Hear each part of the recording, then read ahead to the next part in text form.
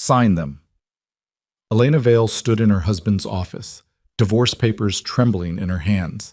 3 years of marriage, 3 years of being invisible, ignored, treated like expensive furniture in Adrien Moretti's penthouse. 3 years of sleeping in separate rooms while he built his criminal empire on her father's debts and her silent suffering. Adrien didn't even look up from his desk. No. One word, cold as winter steel. She'd expected anger, maybe relief. Not this. Casual refusal, as if her freedom meant nothing. If you want to see how a woman destroys the man who underestimated her, stay until the end. Hit that like button and comment your city so I can see how far this story reaches. The rain hammered against the floor-to-ceiling windows of Adrien Moretti's corner office like bullets seeking entry. Relentless, violent, inevitable.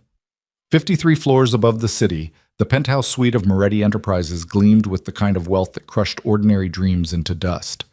Marble floors, leather furniture the color of dried blood. Art worth more than most people earned in a lifetime hanging on walls that had witnessed decisions ending lives, destroying families, reshaping the criminal landscape of the entire eastern seaboard. And in the center of it all sat Adrien Moretti himself, 32 years old and already a legend in circles where legends were written in blood and sealed with fear. He didn't look like a monster. That was the first thing people always noticed, and the last mistake they ever made. Slate gray eyes that could dissect a man's soul in seconds. Dark hair swept back from features that belonged on Renaissance sculptures, all sharp angles and aristocratic coldness. A $5,000 suit tailored to perfection on a body that moved with the lethal grace of a predator who'd never known defeat. 3 years ago, Vincent Vale had sat across from Adrien in this very office, hands shaking as he signed away his daughter's future to settle debts that would have buried him alive. Gambling, bad investments, worse associates, the kind of financial hole that swallowed men whole and spat out corpses. Adrien had accepted the bargain without hesitation. Not because he wanted a wife, God knew he'd never been interested in the domestic fantasy, but because Vincent Vale's legitimate business connections opened doors even Adrien's reputation couldn't breach. Import licenses, political contacts, social circles where old money still held sway. The marriage had been a transaction, pure and simple. Vincent got to keep breathing. Adrien got legitimacy and leverage. And Elena? Elena got nothing she wanted and everything she feared. Now she stood before his desk like a condemned prisoner who'd found the courage to read her own sentence. And Adrien still hadn't bothered to look up from the contract he was reviewing. Some shipping deal out of Newark. Routine. Boring. Far less interesting than whatever his wife thought she was doing. I said no. His voice carried the same flat finality as a coffin lid closing. Put them away and go back to whatever charity function you're planning this week. He heard her sharp intake of breath. Good. Let her be angry. Anger he could dismiss. Anger was easy. Look at me. Now that was new. 3 years of marriage and Elena had mastered the art of being invisible. Speaking when spoken to, smiling on command, decorating his arm at functions like a particularly expensive watch. Useful, ornamental, silent. She'd never demanded anything before. Adrien set down his pen with deliberate slowness and finally raised his eyes. The woman standing across from him bore little resemblance to the terrified 22-year-old he'd married in a ceremony that felt more like a funeral. That girl had worn her fear like a second skin, flinching at shadows, apologizing for existing. This woman stood with her spine straight as a blade. Elena Vale? No. Elena Moretti, though she'd never used his name if she could avoid it, had always been beautiful in that quiet way that crept up on you. Honey-colored hair that caught light like silk. Eyes the color of warm cognac. Delicate features that belonged in Victorian portraits, all soft and fragile and breakable. Except nothing about her looked fragile right now. She'd lost weight. He noticed that first, with the clinical detachment he applied to all observations worth noting. The rose-colored dress she wore. Valentino, he thought. Or maybe Armani. He'd stopped paying attention to her wardrobe once the appropriate closet was filled, hung differently on her frame. Not from illness. From intention. Like she'd carved away everything soft, everything yielding, until only steel remained. I want a divorce, she said quietly, and placed the papers on his desk with hands that didn't shake. I've had them drawn up. Division of assets, terms of separation, everything. You'll find it all very fair. Adrien laughed. He couldn't help it. The sound erupted from him like glass breaking, sharp and jagged, and utterly without humor. Fair, he repeated, tasting the word like poison. You think fairness has anything to do with our arrangement? Our arrangement? Elena's jaw tightened almost imperceptibly. Is that what you call a marriage? An arrangement? That's exactly what I call it. Adrien leaned back in his chair, studying her with the same attention he'd give a chess opponent who'd just made an unexpectedly interesting move. Your father owed me $3 million and his life. I accepted you as payment. We had a ceremony. You moved into my home. You wear my ring. His gaze dropped to her left hand where the 5-carat diamond sat like a beautiful shackle. That's the arrangement. It hasn't changed. I've changed. Have you? He let skepticism drip from every syllable. 3 years ago, you walked down an aisle because Daddy gambled away his fortune and you were too dutiful to let him die for it. Now you've found some backbone and think that entitles you to walk away. But here's what hasn't changed, Elena. The debts your father accumulated don't disappear just because you're bored with our marriage. Color flooded her cheeks. Not embarrassment, anger, hot and bright and barely contained. Bored? The word came out like a whip crack. You think I'm bored? Adrien, you don't know the first thing about me. You've never asked, never cared. I could disappear tomorrow, and you wouldn't notice until you needed a date for some political function. That's not true. He picked up the divorce papers, rifling through them without reading a word. I'd notice within 3 days. That's when the mayor's fundraiser is scheduled. He'd meant it as dismissal, the kind of cutting remark that ended conversations and sent people scurrying back to their designated corners. But Elena didn't scurry. She smiled. It was terrible, that smile. Beautiful and broken and full of something that looked almost like pity. You just proved my point, she said softly. Sign the papers, Adrien. Let me go. You don't want a wife, you want a prop, and I'm done playing that role. Adrien set the documents down and stood, moving around the desk with predatory grace. Elena held her ground as he approached, though he saw her fingers curl into fists at her sides. Good. Let her be afraid. Fear was honest, at least. He stopped close enough to smell her perfume, something light and floral that she'd worn since the wedding, though he'd never bothered to learn its name. Close enough to see the pulse hammering in her throat despite her careful composure. You want to know why I won't sign? His voice dropped to barely above a whisper, the tone he used when making promises he absolutely intended to keep. Because in my world, divorce is blood in the water. It tells every rival, every ambitious underboss, every prosecutor looking for leverage that Adrien Moretti can't even control his own household. It says I'm weak, and weakness gets you killed. That's not my problem. But her voice wavered just slightly on the last word. It became your problem the moment you said, I do. He reached out and caught her left hand, thumb pressing against the massive diamond weighing down her finger. This ring means you're under my protection. It means anyone who touches you answers to me.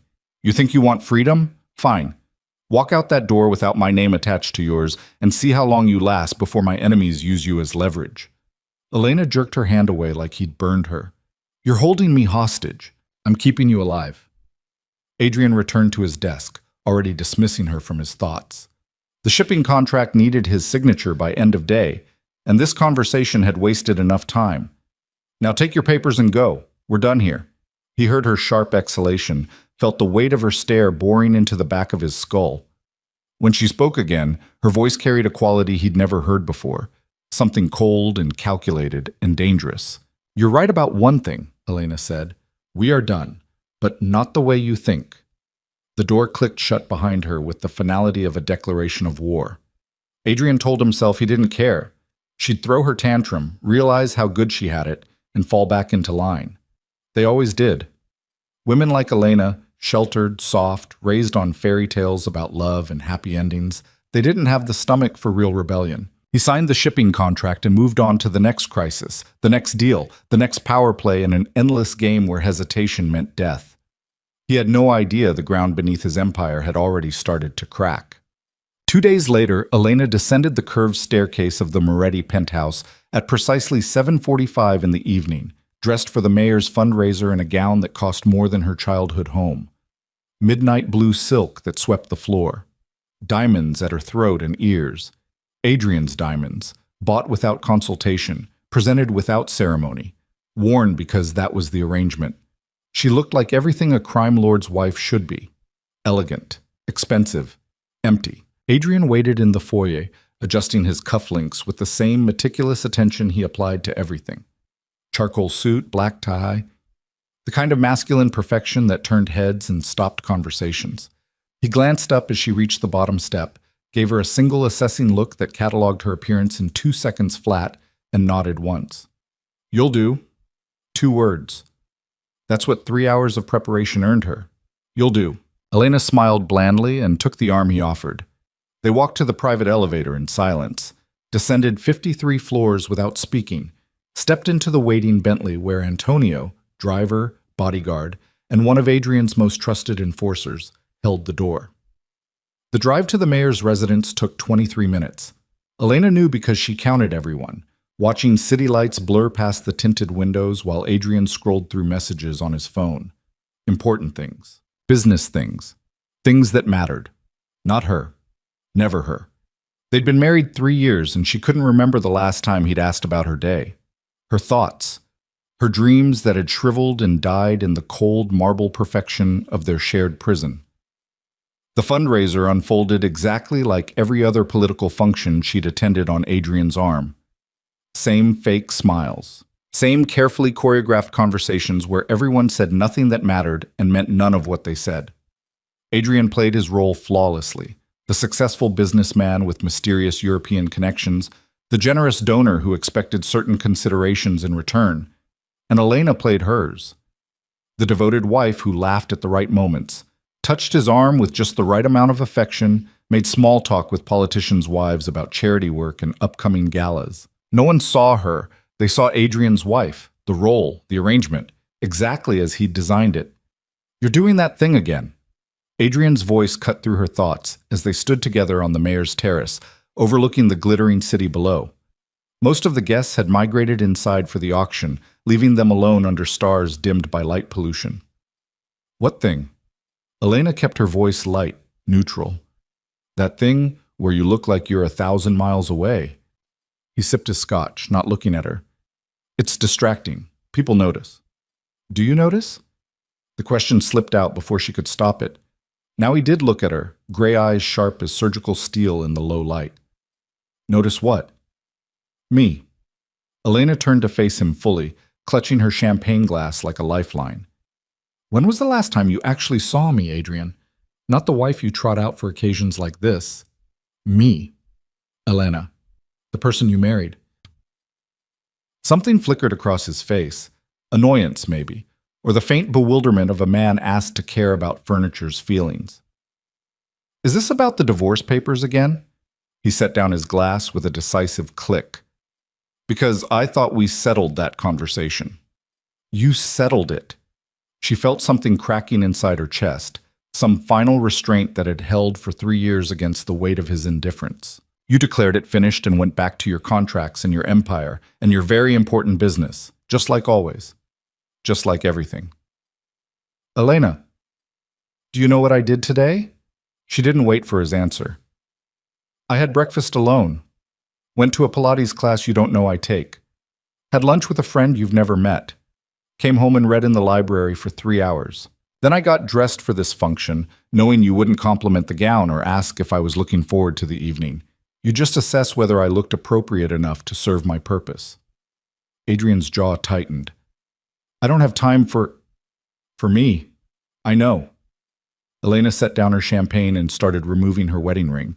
The massive diamond caught the light, throwing rainbow fractures across the terrace. "You never have time for me.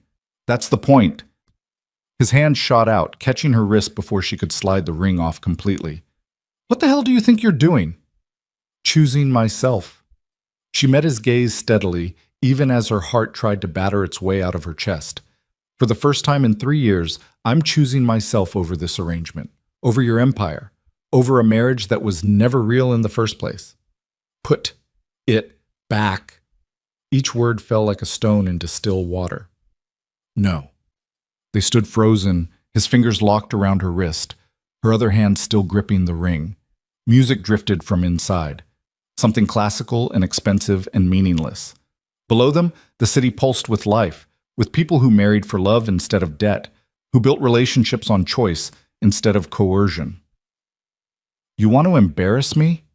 Adrien's voice dropped to that deadly whisper that made grown men confess to crimes they hadn't committed. "Here? At the mayor's fundraiser with half the city's power players inside?" "I want you to see me," Elena said simply. "Just once. I want you to look at me and see a person instead of a prop. I see you perfectly fine." But his eyes slid away from hers, returning to the city's skyline like it held answers to questions he refused to ask. Elena felt the last thread of hope snap clean through. "No," she said quietly, pulling her wrist from his grip. "You really don't." She replaced the ring, not because he demanded it, but because she understood the danger of making a scene here, now, surrounded by people who'd use any sign of weakness in the Moretti household as ammunition. But she made a promise to herself as she did it. This was temporary. The ring, the arrangement, the pretense that she could survive in this beautiful, empty cage. Soon, very soon, Adrien Moretti would learn what he'd lost when he'd been too busy building his empire to notice his wife planning its destruction. The gala ended at midnight. They rode home in the same suffocating silence they'd perfected over 3 years.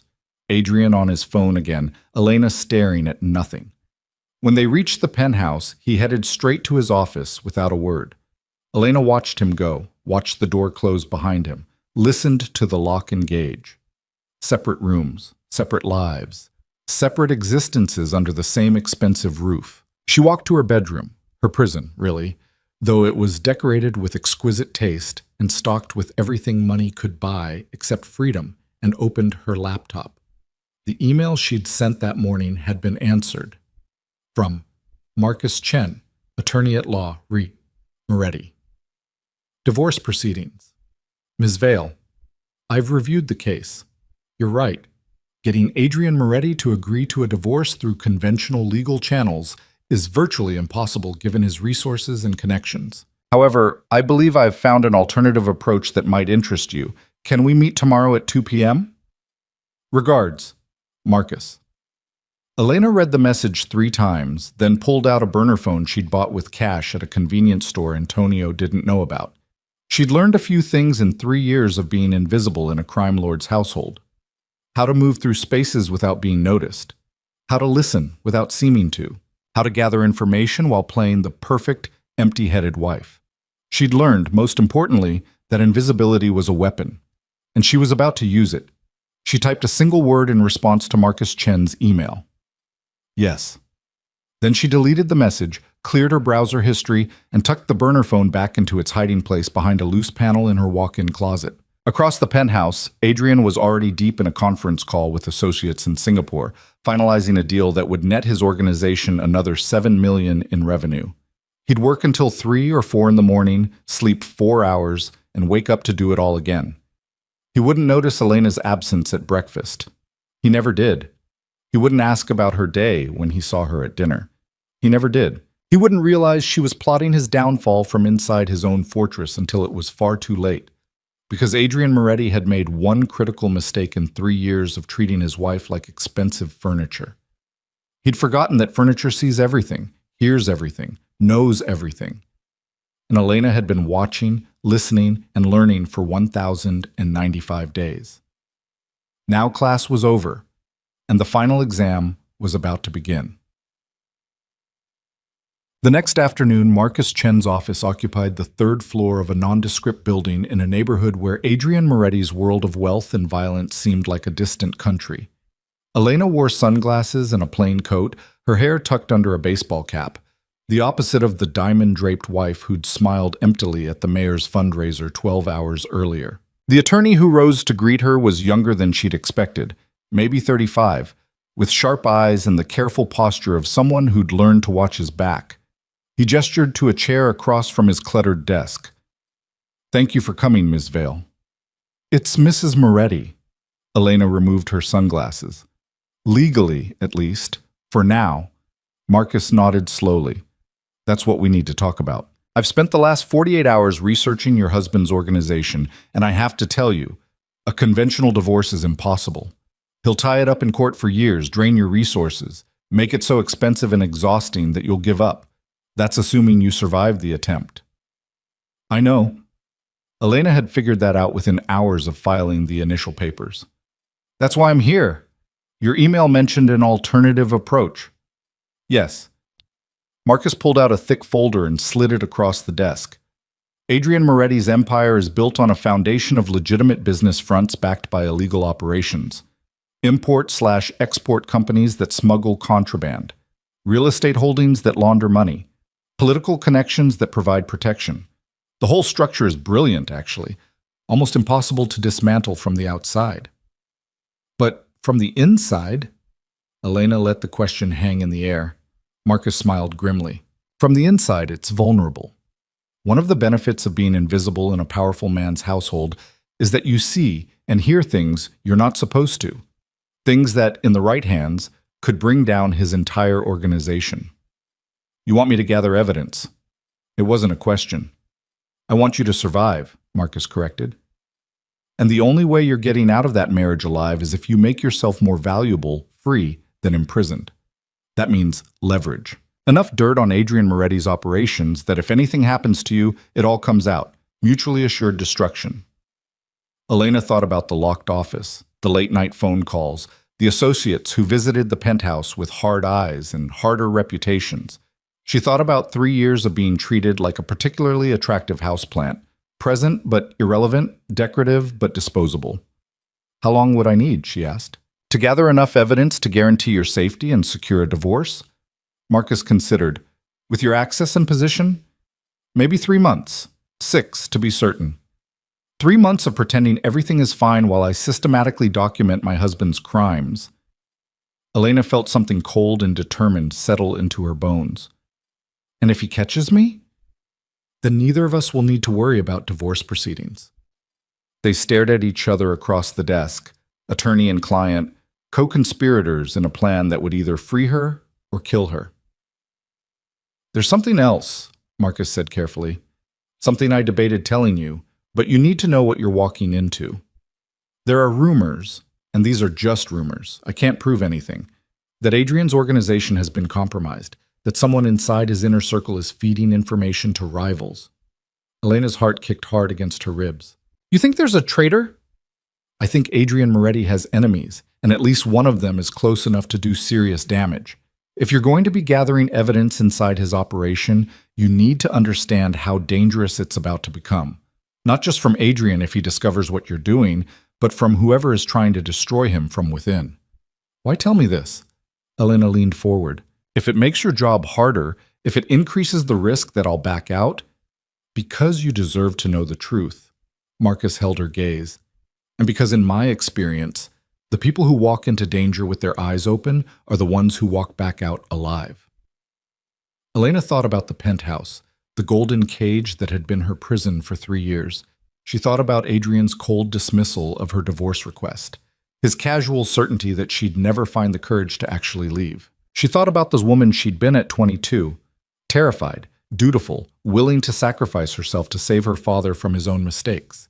And she thought about the woman she'd become in the silence of her invisible existence, harder, smarter, absolutely done being afraid. When do we start? She asked. Marcus Chen smiled, and it was the smile of a man who recognized a fellow fighter when he met one. We already have. He pulled out a small device no bigger than a lipstick and slid it across the desk. Voice-activated recorder. Undetectable by standard security sweeps. Start with anything you can safely document. Conversations, meetings, anything where Adrien discusses business. Focus on the legitimate fronts first. Once we establish the pattern of illegal activity hiding behind legal operations, we can move on to the harder evidence. Elena picked up the recorder, feeling its weight in her palm. Such a small thing. Such enormous consequences. There's one more thing you should know, Marcus said quietly. Once we start this, once you begin gathering evidence, there's no going back. Even if you change your mind, even if you decide you want to stay in the marriage, this information will exist. And information like this has a way of finding its way into the world whether we want it to or not. I'm not changing my mind. Elena met his eyes with absolute certainty. I'm done being Adrien Moretti's beautiful accessory. I'm taking my life back, whatever it costs. Even if it costs his? The question hung in the air like smoke from a gun. Elena thought about the man she'd married 3 years ago in a ceremony that felt more like a funeral. The man who'd never asked her hopes or dreams, who'd never wanted to know her favorite book or her childhood fears or the person she might have become if she'd had the chance to choose. The man who'd looked at her divorce request and said no because her freedom was inconvenient to his empire. Especially then, she said. 3 weeks later, Elena had always been good at playing roles. The dutiful daughter who'd saved her father from his gambling debts. The perfect society wife who knew when to smile and when to stay silent. The invisible woman who decorated Adrien Moretti's arm at political functions and then disappeared back into her gilded cage. Now she played a new role. The loyal wife while secretly becoming his destruction. It was surprisingly easy. Adrien's arrogance made him blind. He saw what he expected to see. The frightened girl he'd married, trapped and compliant, grateful for the privilege of being Mrs. Moretti, even if the title came with the price of her freedom. He didn't see the woman who now attended his business dinners with new purpose, who listened to conversations between him and his associates with Marcus Chen's recorder hidden in her designer clutch. He didn't notice when she memorized names, dates, shipment schedules. He certainly didn't realize that his invisible wife was building a case against him, one carefully documented conversation at a time. Elena had learned the geography of his empire through strategic eavesdropping. Victor Hale, his trusted lieutenant, cold eyes and colder reputation, second in command of the entire organization. Dominic Russo, who ran their operations at the port. James Chen, no relation to Marcus, who handled their real estate holdings and money laundering.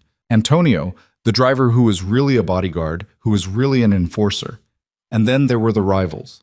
Dante Russo, whose territory bordered Adrien's and whose ambition outpaced his resources. The Castellano family, old money criminals who viewed Adrien as dangerous new money. Federal prosecutors who'd been trying to build a RICO case against the Morettis for 5 years without success. Elena learned it all, memorized it, documented it, and slowly, carefully, she began to notice something that made her blood run cold. Marcus had been right. There was a traitor in Adrien's organization. She'd first noticed it 3 days ago during a dinner meeting at the penthouse. Adrien, Victor, and Dominic discussing a major shipment coming through the port, something valuable enough that they'd sent their usual restaurant staff away and eaten catered food that Victor himself had picked up. The shipment was supposed to arrive on Thursday. Adrien had been very specific about that. But the next morning, Elena had overheard Victor on the phone in Adrien's office, door slightly ajar because she'd learned to move like a ghost through the penthouse. Victor had been telling someone the shipment was coming Wednesday instead, a full day earlier than Adrien believed. Either Victor had made a mistake, unlikely for a man who'd survived 15 years as Adrien's right hand, or he was deliberately feeding false information. To whom? And why? Elena had documented the discrepancy, sent the recording to Marcus with a note about her suspicions. His response had come back within the hour. Be careful. If you're right, this is about to get very dangerous very fast. Now, standing in Adrien's office while he worked at his desk, present but invisible, exactly as he preferred, she watched Victor Hale enter with the easy confidence of a man who'd been granted unlimited access to the Empire's secrets. We need to talk about the Castellano situation, Victor said without preamble. Adrien looked up from his computer, frowning. I thought we'd settled that. They stay on their side of the city, we stay on ours. Peaceful coexistence. That was before they made a move on the downtown properties. Victor dropped a folder on the desk. I have it on good authority. They're trying to buy the Henderson building out from under us. Same building we use for... I know what we use it for. Adrien's voice could have frozen fire. He flipped open the folder, scanning the documents inside. Who's your source? Someone inside their organization. Reliable.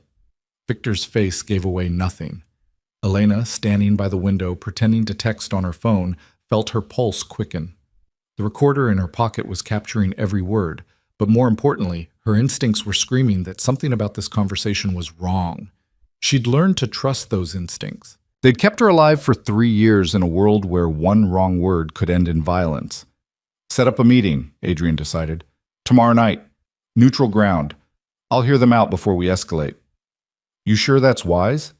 Victor's tone was carefully neutral. The Castellanos don't negotiate. They take. Sitting down with them might make us look weak. Then we'll make sure we don't look weak. Adrien closed the folder. Bring 4 men, armed but not obvious. We'll meet at Russo's restaurant. Dante owes me a favor, and his place is as neutral as we're going to get. Victor nodded and left. Elena waited exactly 60 seconds, then walked toward the office door. Where are you going? Adrien's question stopped her mid-step. She turned, surprised he'd noticed her presence enough to care about her absence. Dinner with Catherine. I mentioned it this morning. Had she? Elena couldn't remember. The lies came so easily now, each one another brick in the wall she was building between who she'd been and who she was becoming. Adrien waved a dismissive hand. Fine. Take Antonio. I don't need a babysitter for dinner with a friend. You don't need one. His eyes returned to his computer screen. You have one anyway. That's not negotiable. Elena bit back her retort. Choose your battles, Marcus always said.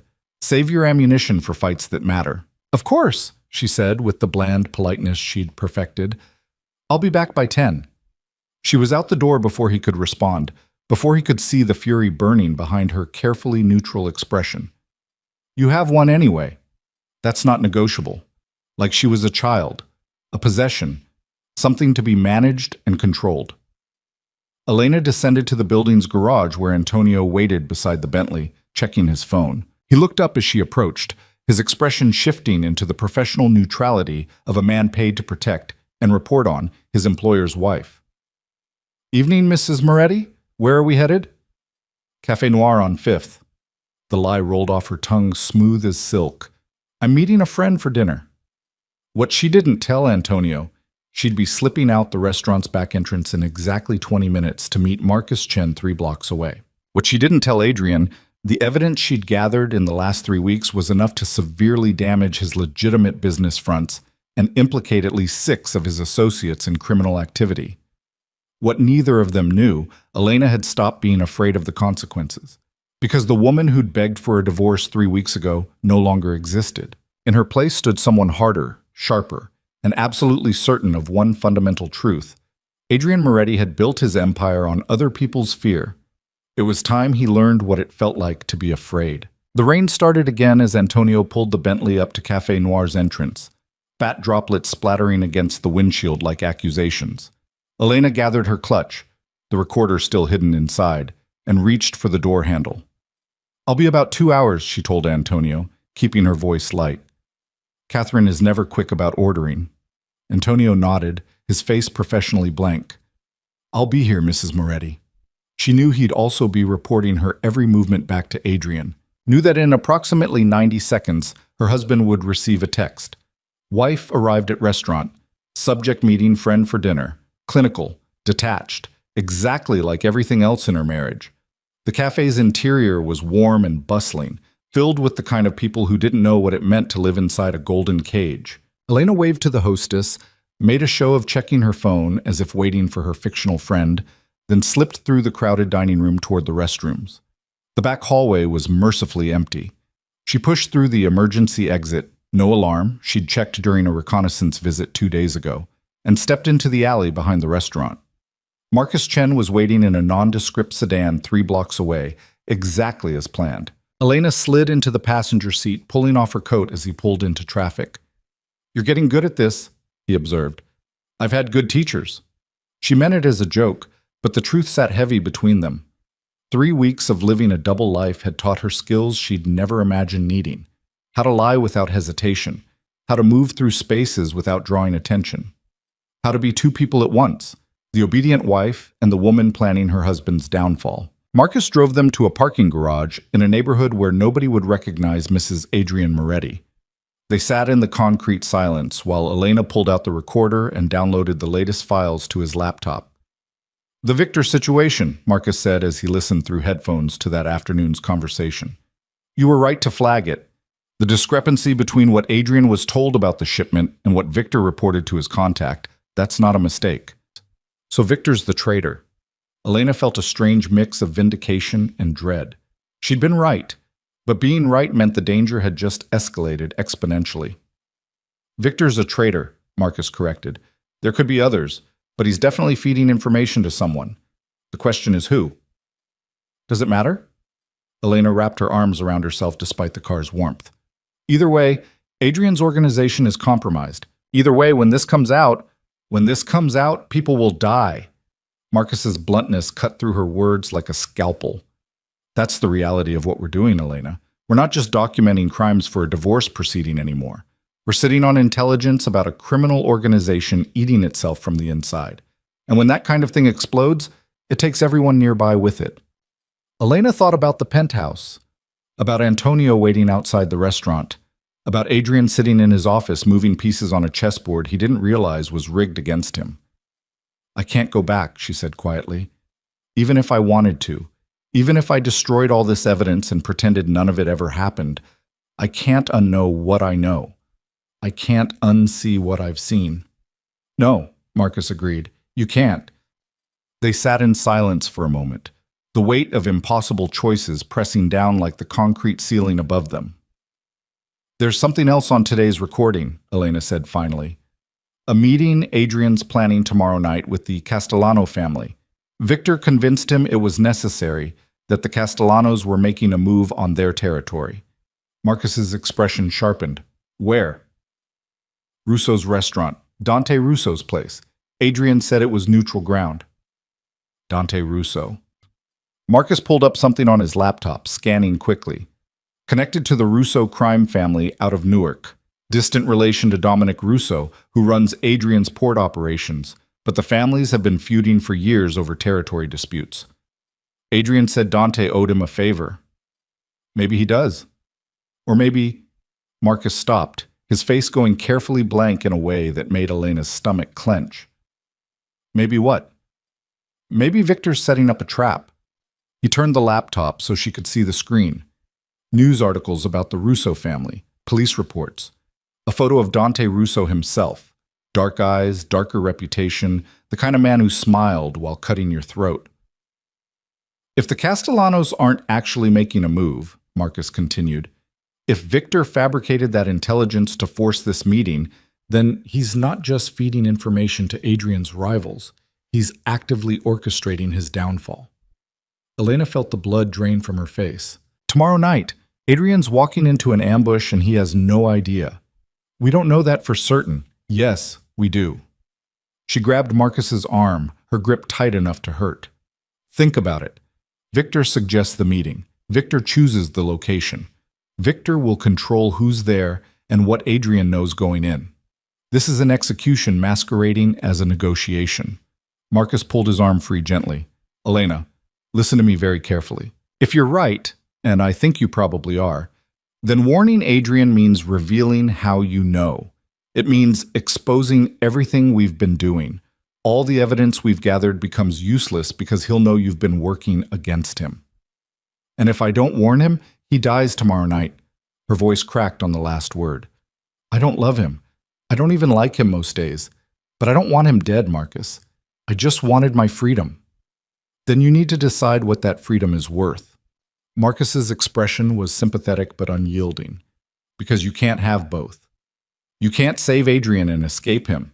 Those are mutually exclusive outcomes. Elena stared at the laptop screen, at Dante Russo's predatory smile, at the news articles detailing violence and bloodshed in the endless war between criminal organizations that treated human lives like currency. She thought about Adrien's dismissive wave when she'd asked for a divorce. That's not negotiable. She thought about 3 years of being invisible, irrelevant, treated like expensive furniture. She thought about the freedom she'd been fighting for, the evidence she'd risked everything to gather. And she thought about the man who'd never loved her but had, in his own cold way, kept her safe, protected, alive in a world that would have chewed her up and spit out bones. I need to think, she said finally. You have until tomorrow night. Marcus started the car. After that, the choice makes itself. He drove her back to Café Noir in silence. Elena slipped through the back entrance, returned to the dining room, and fabricated an excuse to the hostess about her friend canceling. Antonio was waiting at the curb, professional and impassive as always. The drive back to the penthouse took 20 minutes. Elena spent every second trying to solve an equation with no good answer, warn Adrien and lose everything she'd worked for, stay silent and become complicit in murder. Neither option felt like freedom. Both felt like different versions of the same cage. Adrien was still in his office when she arrived home. The door closed, voices murmuring inside. Elena walked past without stopping, climbed the stairs to her bedroom, and stood at the window overlooking the city. 53 floors below, people lived normal lives. They fell in love for real reasons. They got married because they wanted to, not because their fathers had gambling debts. They got divorced when things didn't work out, signed papers, divided assets, moved on. None of them had to choose between justice and complicity, freedom and blood. Elena pressed her forehead against the cold glass and made her decision. The next morning, she found Adrien in the dining room having breakfast while reading the financial section. He glanced up as she entered, a flicker of surprise crossing his features. She usually avoided him during meals, preferring the isolation of her room to the suffocating silence of shared space. "Good morning," she said, pouring herself coffee from the silver service. "Morning." His attention returned to the newspaper. Elena sat across from him, hands wrapped around her cup for warmth that had nothing to do with temperature. "I heard you have a meeting tonight." That got his attention. Adrien lowered the paper slowly, gray eyes assessing. "You were eavesdropping on my business conversations?" "The walls are thin and your voice carries." She kept her tone neutral, giving away nothing.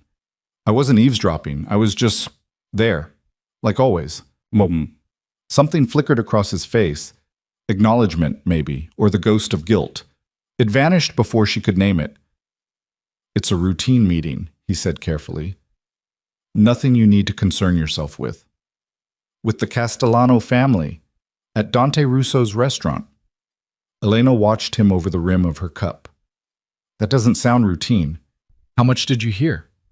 "Enough to know you're meeting with rivals on supposedly neutral ground that's actually controlled by someone with questionable loyalties." She set down her coffee.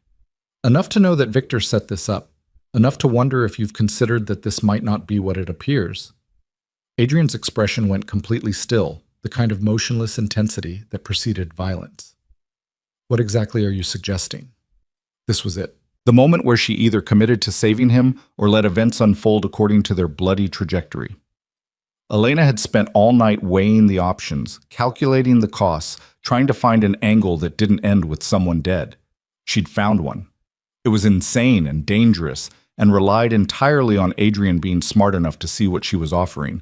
But it was the only play that gave her any chance at freedom without blood on her hands. "I'm suggesting that in 3 years of being invisible in your household, I've learned to see things other people miss," Elena said carefully. "I'm suggesting that being ignored has advantages. People say things around me they wouldn't say otherwise. They forget I'm there. They assume I don't understand what I'm hearing." "And what have you heard that makes you question Victor's loyalty?" She couldn't tell him everything. That would expose Marcus, expose the evidence, expose her entire plan. But she could tell him enough to plant the seed of doubt. "Last week, during the dinner meeting about the port shipment, Victor told you it was arriving Thursday. But later, I overheard him on the phone in your office telling someone it was actually Wednesday. Either he made a mistake, which seems unlikely for someone who's survived as your second in command for 15 years, or he was deliberately feeding false information to see who acted on it." Adrien finished her sentence, his expression hardening. "And you're just mentioning this now? You made it very clear you don't want me involved in your business." Elena kept her voice level despite the accusation in his tone. "You've spent 3 years ensuring I stay in my lane. Why would I think you'd suddenly care about observations from your invisible wife?" The words hit their target. She saw it in the way his jaw tightened, the fractional narrowing of his eyes. "The meeting tonight," Adrien said slowly. "You think it's a setup?" "I think Victor has been very eager to make it happen. I think the timing is convenient. I think you should ask yourself who benefits if you walk into Dante Russo's restaurant and don't walk back out." They stared at each other across the breakfast table, across 3 years of carefully constructed distance, across the ruins of a marriage that had never been real. Why tell me this? Adrien's question cut through the silence like a blade. If I'm out of the way, you get your divorce by default. You'd be free. I'd be a widow, not free. Elena met his gaze steadily. There's a difference. And despite everything, despite the fact that you've treated me like expensive furniture for 3 years, I don't actually want you dead, Adrien. I just want out of this cage. Something shifted in his expression. Not softening. Adrien Moretti didn't soften, but a recalibration, like he was seeing her clearly for the first time and not quite recognizing what he found. If you're right about Victor, he said finally, if my own lieutenant is working against me, then my entire organization is compromised. Everyone becomes suspect. Everything I've built could collapse. Yes. And you're offering me this information because I'm making you a deal. Elena leaned forward, her heart hammering but her voice steady. I'll help you identify every traitor in your organization. I'll use my invisibility, the same invisibility you've insisted on for 3 years, to see and hear things they don't expect anyone to notice. I'll be your eyes and ears in places where a crime lord can't go but a neglected wife barely registers. Adrien's expression remained carefully neutral. In exchange for my divorce, my freedom, and your agreement that when this is over we part ways cleanly. No retaliation. No using my family as leverage. No punishment for wanting out of an arrangement we both know was never a marriage. You want me to sign away my wife in exchange for intelligence about a possible betrayal that could destroy everything I've built?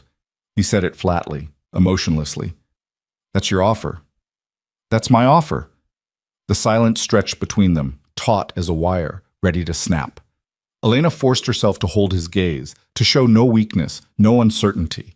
This had to work. It was the only way forward that didn't end in either Adrien's death or her permanent imprisonment. Finally, Adrien pushed back from the table and stood. I need to think about this. You have until tonight. Elena's words echoed Marcus's from the night before. After that, the choice makes itself. Adrien walked to the window, hands in his pockets, staring out at the city he'd spent 15 years claiming as his own.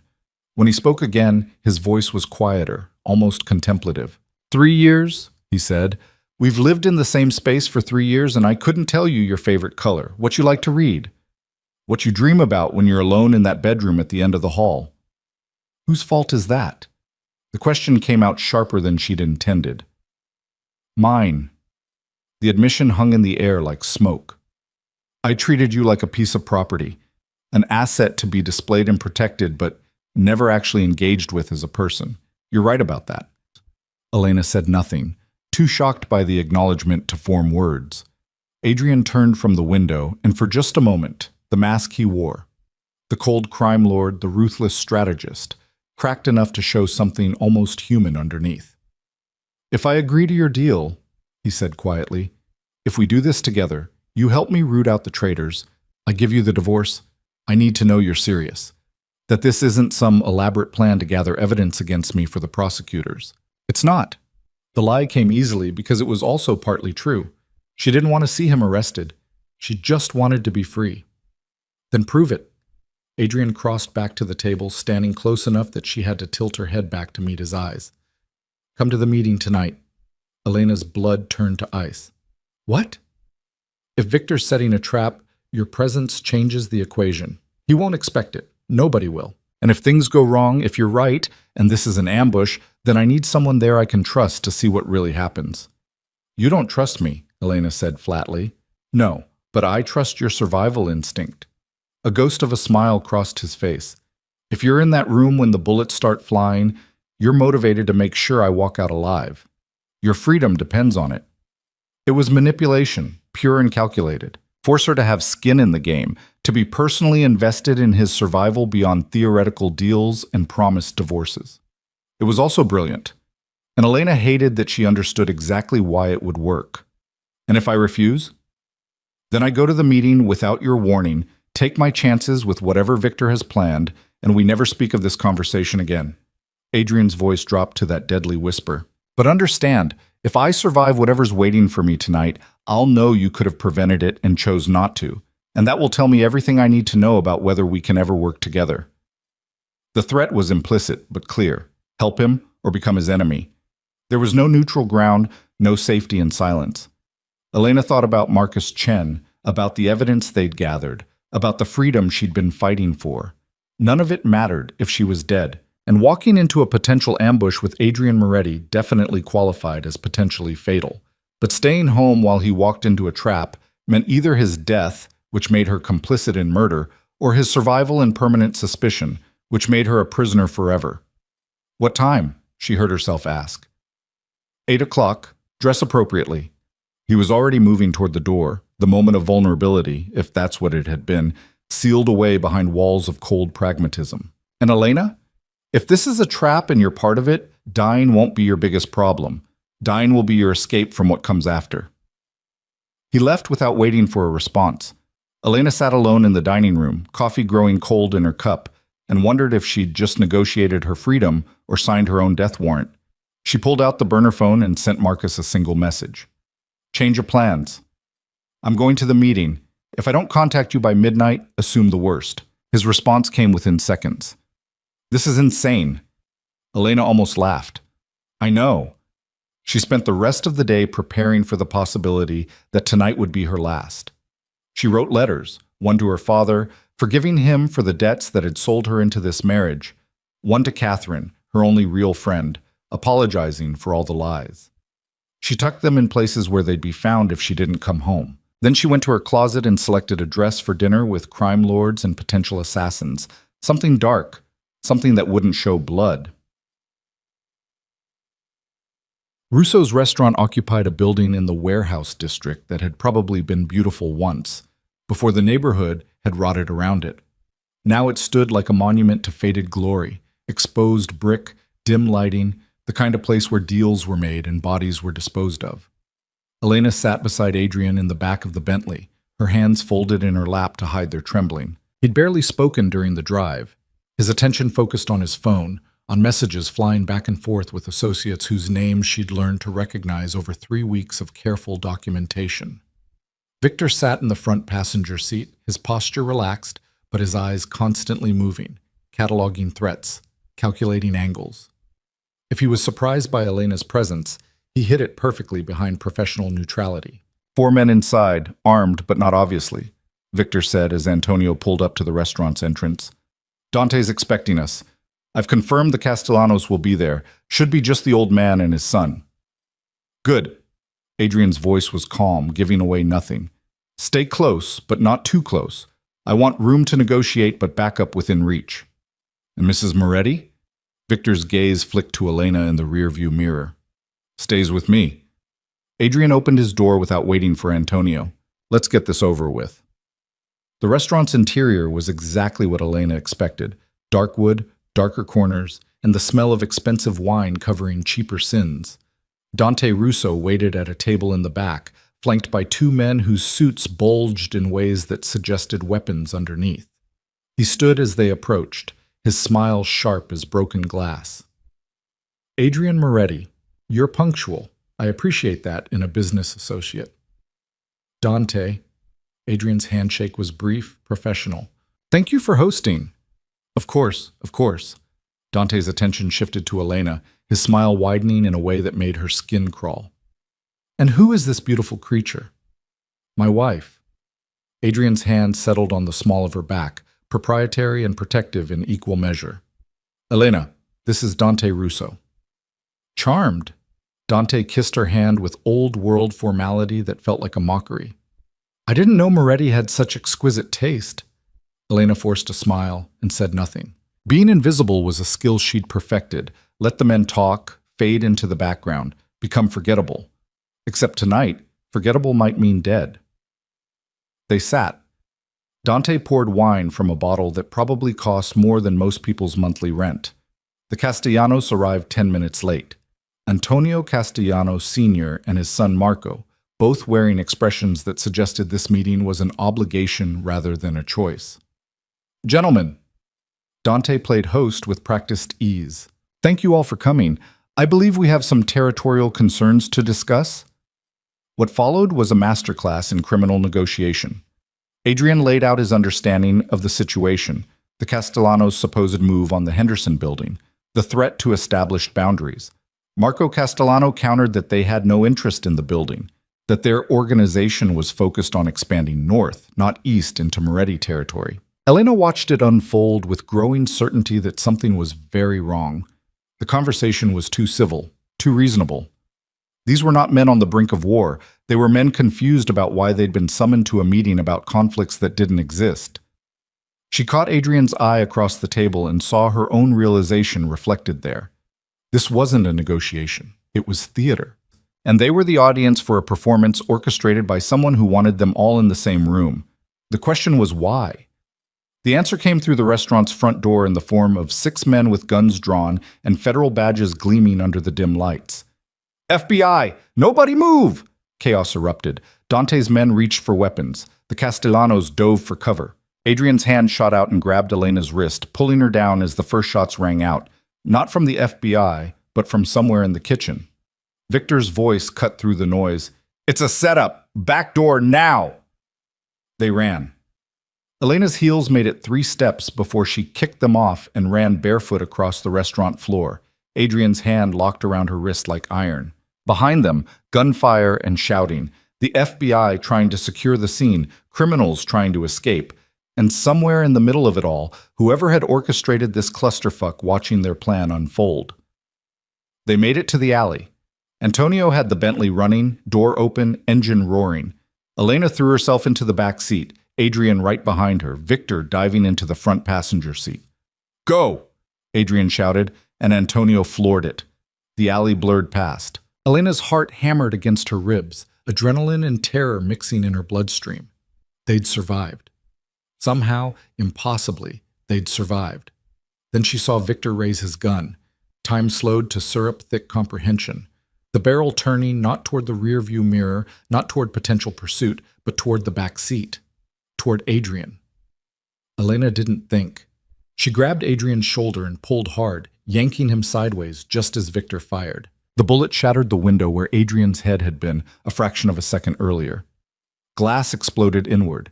The Bentley swerved violently as Antonio realized what was happening.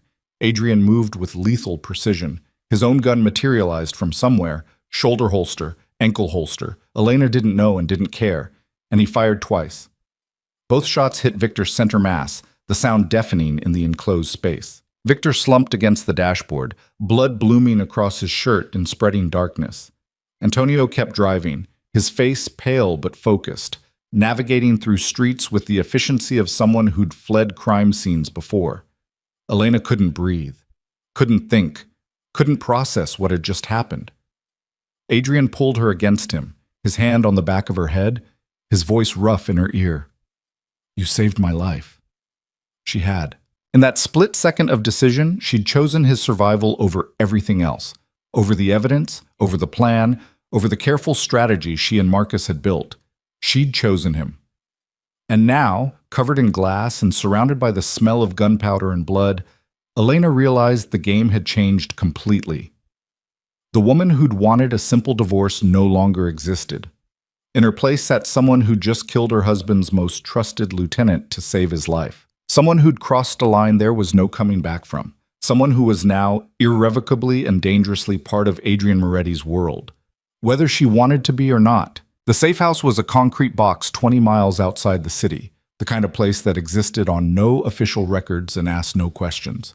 Antonio pulled the Bentley into the underground garage while Adrien kept his gun trained on Victor's body, though the man hadn't moved since the bullets tore through him.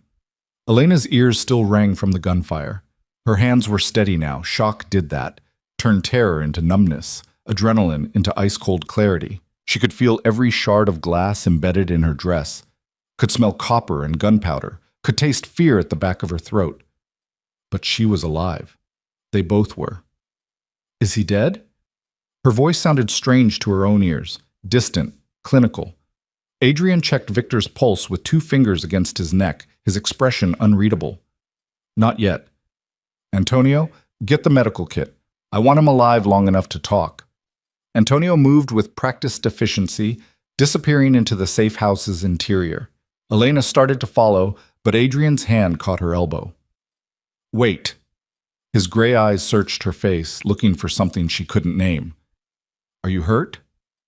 "No."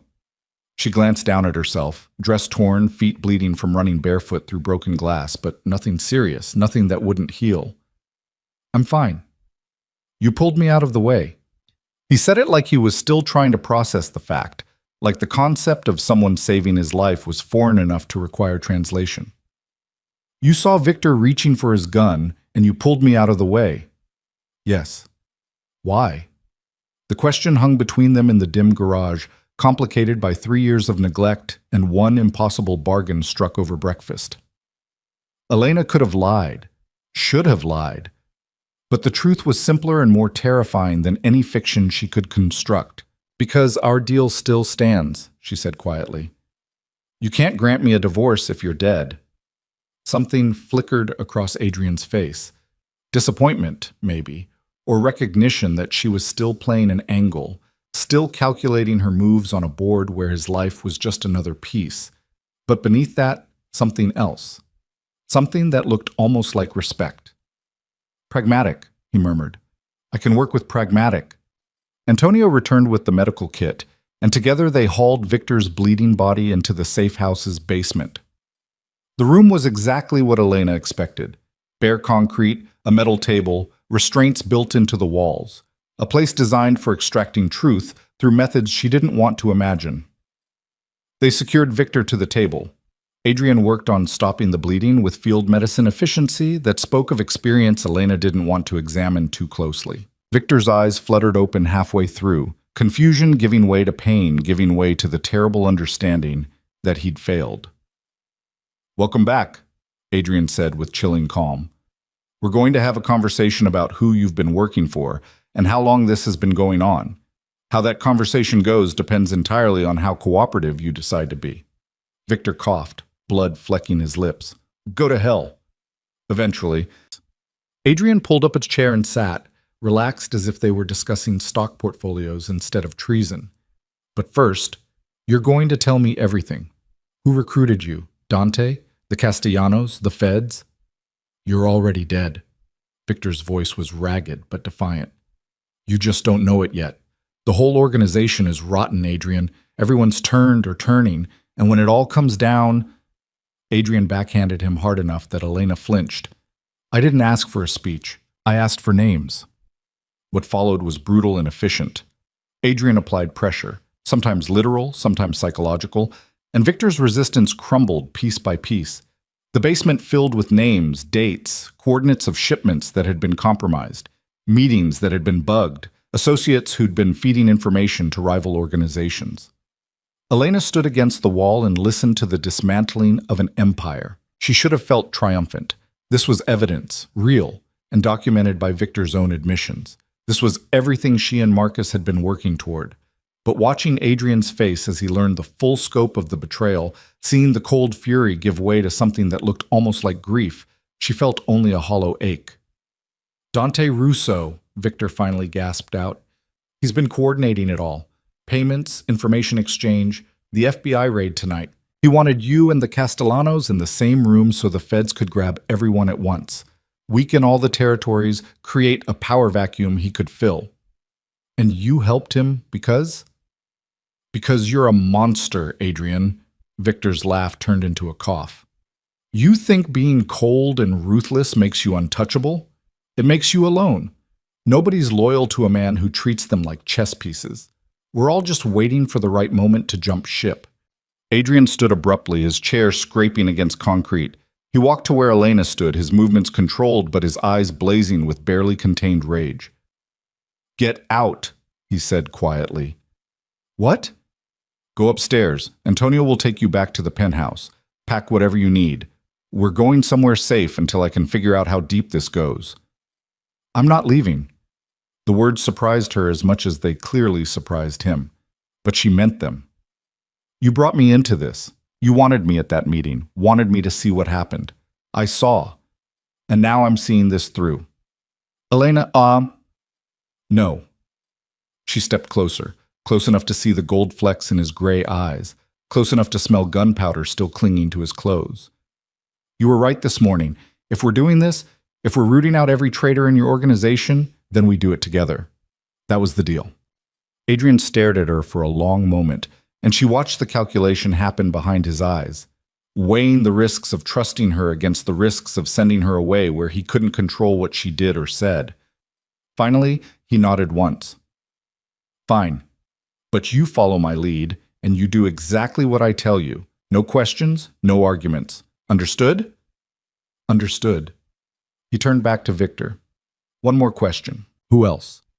Besides Dante, besides the names you've already given me, who else in my inner circle is compromised? Victor's smile was terrible, blood-stained and triumphant even in defeat. Figure it out yourself. That's the beautiful part, Adrien. Now you can't trust anyone. Every conversation, every order, every piece of intelligence, all of it is suspect.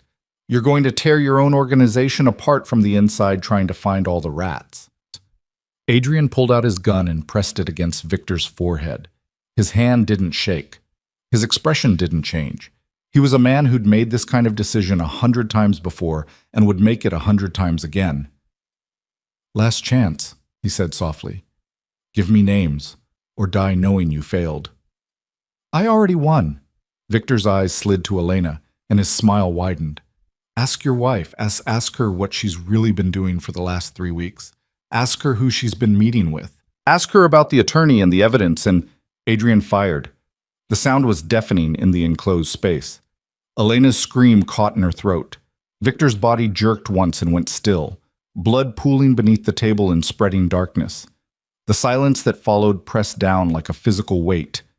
Adrien lowered the gun slowly, his face completely blank. When he turned to Elena, his expression was unreadable. Is it true? His voice was perfectly calm, perfectly controlled. The voice of a man on the edge of violence asking a question that would determine whether she joined Victor in death. Elena's mind raced. Victor had known. Somehow, impossibly, he'd known about Marcus, about the evidence gathering, about everything, which meant the information had leaked, which meant someone else knew, which meant lying now would only make it worse. Yes, she said simply. Adrien's jaw tightened almost imperceptibly. Explain. 3 weeks ago, when you refused to sign the divorce papers, I hired an attorney, Marcus Chen. I asked him to help me find a way out of this marriage that didn't involve spending the next decade in court battles I couldn't afford to fight. And he suggested what? Gathering evidence against me? Building a case? He suggested leverage. Elena kept her voice steady despite the gun still in Adrien's hand, despite Victor's corpse cooling on the table between them. Enough information about your operations that if anything happened to me, it would all come out. Mutually assured destruction, protection through knowledge. So you've been documenting my crimes for 3 weeks. Adrien's voice remained dangerously quiet. Recording conversations, following money trails, building a case that could destroy everything I've built. Yes? And you're telling me this now because? Because Victor knew. Elena gestured to the body, which means someone in your organization has been watching me, following me, documenting my movements the same way I was documenting yours. And if Victor knew, then Dante knows. Which means that evidence, all of it, is about to become a weapon they use against you. Adrien processed this with the same cold calculation he applied to everything. Where's the evidence now? With Marcus. Encrypted files on a secure server.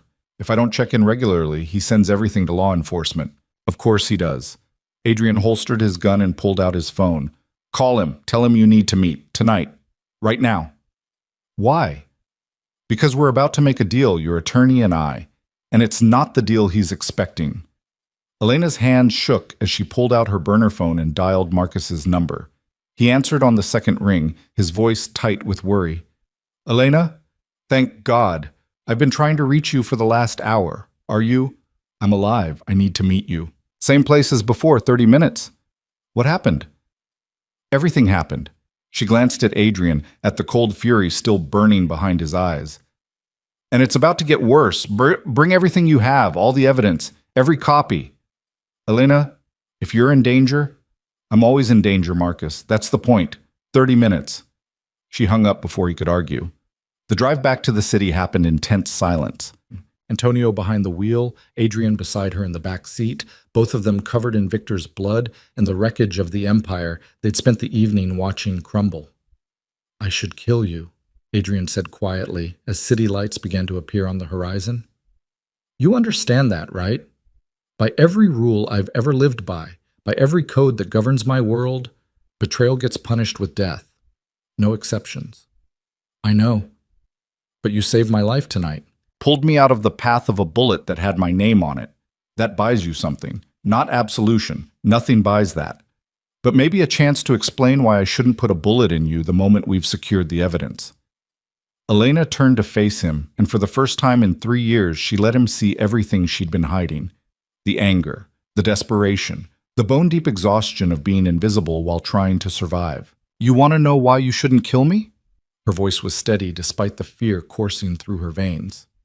Because I'm the only person in your organization who's been completely honest with you from the beginning. I told you I wanted a divorce.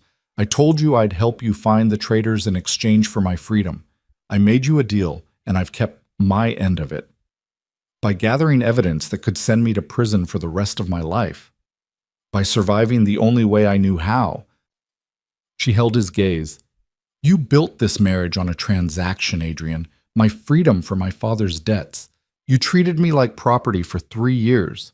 So I did what people do when they're trapped. I looked for a way out. And if that meant documenting your crimes as insurance against you deciding I was more trouble than I was worth, then yes, I did that. Because survival in your world means playing every angle and trusting no one. You sound like one of us. I've been living with you for 3 years. What did you expect? That I'd stay soft and naive while watching you build an empire on blood and fear? You made me into this, Adrien. Every cold dismissal, every moment of calculated indifference, every time you looked through me instead of at me, you taught me that people are just pieces on a board. So I started playing the game. Silence fell between them, heavy with things neither could say. Antonio pulled into the parking garage where Marcus would be waiting, and Adrien leaned close enough that Elena could feel his breath against her ear. When this is over, he murmured, when we've dealt with Dante and secured the evidence and figured out who else in my organization wants me dead, you and I are going to have a very long conversation about trust and consequences. Clear? Crystal. They found Marcus exactly where Elena expected him. Same car, same parking garage, same expression of controlled panic that suggested he knew things had spiraled far beyond his ability to manage. He stood as Adrien approached, his hand moving towards something in his jacket pocket. Adrien had his own gun out before Marcus could complete the motion. Hands where I can see them, Adrien said pleasantly. You must be the attorney who's been helping my wife document my criminal activities. Marcus Chen, I presume. Marcus's eyes flicked to Elena. Are you okay? Define okay. She moved to stand between them, a human shield neither of them had asked for. Adrien knows everything. Victor knew everything. Which means Dante Russo knows everything. And right now, that evidence you've been gathering is the only thing keeping all of us alive. I don't understand. Victor was a traitor, Adrien cut in, holstering his weapon in a show of good faith that Elena didn't entirely believe. He's been feeding information to Dante Russo for months, maybe longer. Tonight was supposed to be my execution disguised as a negotiation. It failed. Victor's dead. And now I need to know exactly what evidence you have and who else has access to it. Marcus looked at Elena for confirmation.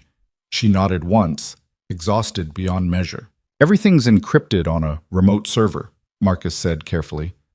3 weeks of recorded conversations, financial documents, shipping manifests, enough to implicate Adrien and at least 6 of his associates in RICO violations, money laundering, and trafficking. And if Elena dies, if she disappears, what happens to that evidence? It gets automatically sent to the FBI, the U.S. Attorney's Office, and 3 major newspapers. Marcus's voice was steady, professional. Dead man's switch. Elena has to check in every 72 hours or the system assumes she's been compromised. Adrien smiled, and it was terrible to watch, like seeing a shark decide whether to bite or swim past. Clever. Self-destructive, but clever. Here's my counteroffer. You give me every copy of that evidence. All of it. In exchange, I don't kill both of you right now, and I give Elena the divorce she wants when this is over. I'm not finished. Adrien's voice could have frozen blood. You also helped me use that evidence to bring down Dante Russo. Your recordings, my inside knowledge, Elena's observations. We combine everything, and we build a case so airtight, That when Dante goes down, he takes everyone who's been working with him straight to hell. Marcus stared at him like he'd suggested flying to the moon. You want me to help you destroy a rival crime boss using evidence I gathered to divorce you from your wife? Yes. That's insane. That's survival. Adrien glanced at Elena. Your client seems to understand the concept. Maybe you should listen to her. They stood in the concrete silence of the parking garage, three people bound together by impossible choices and evidence that could destroy them all. Elena felt the weight of the moment pressing down. This was the fulcrum point, the instant where everything tipped one direction or another. Do it, she said to Marcus. Elena, he's right. About all of it. If Dante knows what we've been gathering, then that evidence becomes a weapon he can use against Adrien, which means it becomes a weapon he can use against us. The only way we survive is if we strike first. And you trust him? Marcus's question was pointed. After 3 years of treating you like property, after refusing your divorce, after everything, you trust Adrien Moretti to keep his word? Elena looked at her husband, at the man who'd held a gun to her head in all but literal terms for 3 years, who'd just executed his most trusted lieutenant, who'd built an empire on fear and blood and ruthless calculation. No, she said honestly. But I trust that he wants to survive, and right now, that's enough. Adrien's expression shifted almost imperceptibly. Surprise, maybe, or appreciation for her brutal honesty. Smart woman. Marcus pulled out his laptop and began the process of downloading files while Adrien made phone calls, his voice low and urgent as he spoke to associates Elena recognized from 3 weeks of careful eavesdropping. Antonio stood guard at the garage entrance, watching for threats that could come from any direction. And Elena stood in the center of it all, caught between the woman she'd been and the woman she was becoming.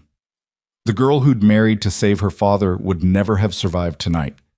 But the woman who'd pulled a trigger, metaphorically, if not literally, to save a man she didn't love, had crossed into territory there was no retreating from. I need you to understand something, Adrien said, appearing beside her while Marcus worked. His voice was quiet enough that only she could hear. What happened tonight, Victor, the setup, all of it. That's the world you've been living in for 3 years. I kept you separate from it because I thought I was protecting you. Turns out I was just making you vulnerable. I was already vulnerable. Elena kept her eyes on Marcus's laptop screen. The moment you bought me from my father, I became collateral in a war I didn't understand. Being kept separate didn't protect me. It just meant I didn't see the danger coming. And now you do. Now I do. She turned to face him. So here's what I need you to understand. I don't want to be in your world, Adrien. I don't want to build empires on fear or negotiate with criminals or spend my life looking over my shoulder for the next betrayal.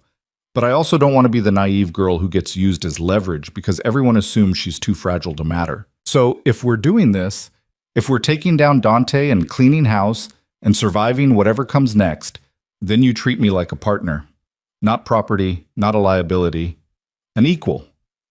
You're asking me to trust you. I'm demanding that you respect me.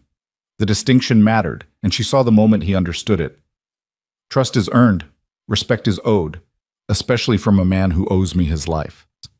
Adrien studied her face in the dim light, and for the first time since she'd known him, his mask slipped enough to show something genuine underneath. Not softness, he'd never be soft, but recognition, maybe even admiration. You're nothing like I thought you were, he said quietly. No, I'm exactly who I've always been. You just never bothered to look. Marcus interrupted before Adrien could respond. His laptop turned to show them a screen full of files. Everything's here. Recordings, documents, financial trails. 3 weeks of evidence that could take down half the criminal organizations on the eastern seaboard. Good. Adrien pulled out a flash drive and handed it to Marcus. Copy everything to this. Then we're going to go through it line by line and figure out exactly who's been helping Dante gut my organization from the inside. And then? Then we return the favor. They worked through the night in the safe house, spreading evidence across the basement table where Victor's body had been just hours before. Antonio had disposed of the corpse. Elena didn't ask how and didn't want to know. And now the space held a different kind of violence. The methodical destruction of an empire through information and strategic planning. Adrien moved through the recordings with clinical precision, his face expressionless as he listened to his own conversations played back in his own voice. Elena watched him catalog each piece of intelligence that had been leaked, each moment where Victor had subtly undermined his orders, each instance where information had flowed to enemies who shouldn't have known it. "Dominic," Adrien said suddenly, pausing one of the recordings. "Listen to this conversation, Victor asking about the port schedule, Dominic giving details that weren't in any official reports. He's been feeding Victor inside information." Marcus highlighted the relevant section. "That makes 4 confirmed traitors. Victor, Dominic, and according to the earlier recordings, James Chen and at least 1 federal contact." "James?" Adrien's voice went cold. "My real estate manager. The man who's supposed to be laundering money through property acquisitions. If he's compromised, then every holding we have could be tainted." They worked through the implications, building a picture of an organization that had been systematically gutted over months. Elena provided context for conversations she'd witnessed, filling in gaps with her own observations. Marcus organized the evidence into categories: actionable intelligence, legal liability, leverage. And slowly, through the long hours before dawn, something shifted in the room. They stopped being adversaries and became something else. Not allies exactly. There was too much history and too little trust for that. But co-conspirators bound by mutual necessity and the shared understanding that survival meant working together. "The gala," Elena said suddenly, remembering something from weeks ago. "The mayor's fundraiser where I asked you to see me. Dante was there. I saw him talking to Victor in the corner, thought it was just political networking. But if Victor was already turned by then Dante's been planning this for months." Adrien pulled up a calendar, marking dates. "The mayor's event was 3 weeks ago. That's when you filed divorce papers. That's when you started gathering evidence. And that's when Victor would have realized you were paying attention to things you weren't supposed to notice. So he told Dante," Marcus continued the thought. "And Dante decided to accelerate his timeline. Get everyone, you, the Castellanos, anyone who could challenge him for territory, in one room and let the feds do his dirty work. Except it failed." Elena looked at the evidence spread across the table. "Because I warned Adrien. Because we walked into the trap together instead of Adrien going alone. Because Victor didn't count on his invisible wife being able to connect the dots." Adrien's hand landed on her shoulder, the touch startling in its gentleness. "You saved more than my life tonight.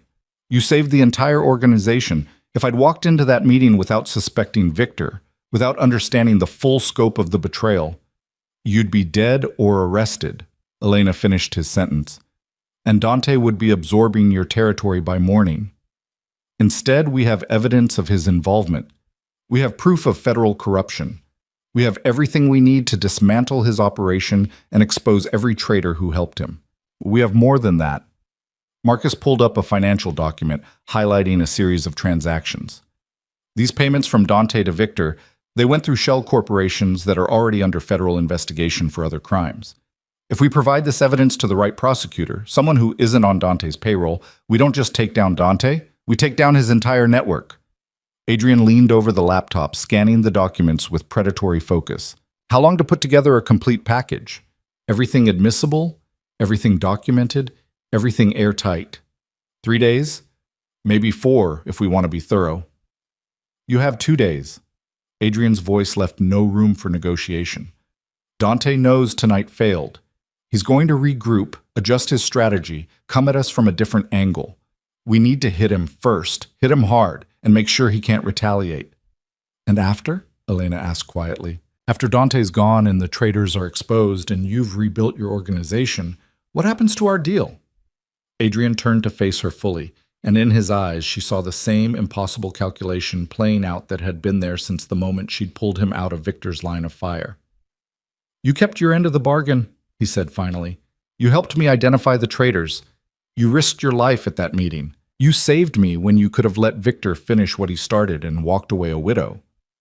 "That's not an answer." "No, it's an acknowledgement." He glanced at Marcus, then back to Elena.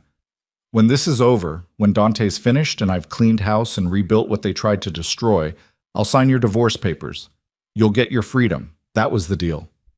Relief flooded through her so intensely it was almost painful. "Thank you." "But," Adrien continued, and Elena's relief curdled into dread, I need you to do one more thing first. One final performance. The most important one. What? Convince Dante Russo that you're on his side. The words hung in the air like a death sentence. Elena stared at Adrien, certain she'd misheard, desperately hoping she'd misunderstood. You want me to what? Dante knows about the evidence gathering. Victor told him before he died. That's the only way he could have known to throw it in my face. Which means Dante knows you've been working against me. He probably thinks you hate me, that you'd be willing to help destroy me. So you want me to let him believe that? Elena said slowly, understanding dawning with terrible clarity. You want me to approach Dante, offer to help him, feed him false information while gathering real intelligence about his operation. Yes, that's insane. If he suspects for even a second that I'm playing him, then I'll make sure he doesn't suspect. Adrien's expression was implacable. I'll give him reasons to believe you've finally broken free. I'll be publicly cold to you, dismiss you, treat you exactly the way I have for 3 years. And you'll use that opening to get close to the one man who wants me dead badly enough to burn half the city doing it. Marcus stood abruptly. Absolutely not. This is too dangerous, Adrien. You're asking Elena to infiltrate a rival crime boss's organization with no backup and no guarantee of safety. One wrong word, and she's dead. One wrong move, and we're all dead, Adrien countered. Dante has resources I don't have right now. Associates I can't reach because I don't know who's loyal and who's turned. The only way we survive the next 72 hours is if we know exactly what he's planning. And the only way to know that is to have someone on the inside. Someone else, not Elena. It has to be Elena. Adrien's voice was absolutely certain. She's the only person Dante would believe turned on me. She has motive. 3 years of neglect, a refused divorce, documented evidence of my crimes. From his perspective, she's the perfect disaffected wife looking for revenge. Anyone else would read as a plant. But Elena? She's credible. Elena listened to them argue over her fate like she wasn't standing right there, and felt the last remnants of the girl she'd been 3 years ago finally, completely, die. Stop, she said quietly. Both men fell silent. This is my choice. Not yours, Marcus. Not even yours, Adrien. Mine. So let me think. She walked to the window overlooking the safe house's empty yard, watching dawn paint the sky in shades of blood and gold. Behind her, she could feel both men watching, waiting, holding their breath for her decision. The smart play was to refuse. Walk away now. Take the evidence Marcus had gathered, disappear into protective custody, and let Adrien and Dante destroy each other. But that left her father vulnerable, left her forever looking over her shoulder, forever wondering when Adrien's reach would catch up to her, forever defined by fear instead of choice. The brave play, the insane play, was to do what Adrien asked. Become a double agent in a war between crime lords, risk everything on the chance that she was smart enough and strong enough and lucky enough to survive. That play, at least, had an ending. Win or lose, live or die, it was definitive. Elena turned from the window and met Adrien's eyes across the room. I'll do it, she said. On one condition. When this is over, when Dante's finished and your organization is secure and I've kept my end of this bargain, you don't just sign the divorce papers. You let me walk away completely. No favors owed, no debts outstanding, no invisible strings that let you pull me back into your world when it's convenient. Clean break. Final ending. Agreed. And if I die doing this, you make sure Marcus releases all that evidence. Everything. Every crime, every name, every piece of corruption. You go down with Dante. That's the price of my cooperation. Adrien's jaw tightened, but he nodded once. Agreed. Then we have a deal. She crossed the room and held out her hand. Adrien took it, his grip firm and warm and utterly without mercy. They shook on an agreement that would either free her or kill her. And in that moment, Elena realized she'd finally become exactly what Adrien had accused her of being. One of them. The performance began 48 hours later at the Marconi Charity Gala, the kind of glittering event where the city's elite mingled with its most dangerous criminals and pretended not to notice the difference.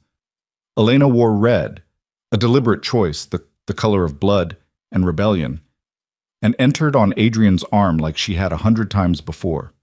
Except this time, everything was different. Adrien had spent 2 days making sure the entire city knew his marriage was crumbling.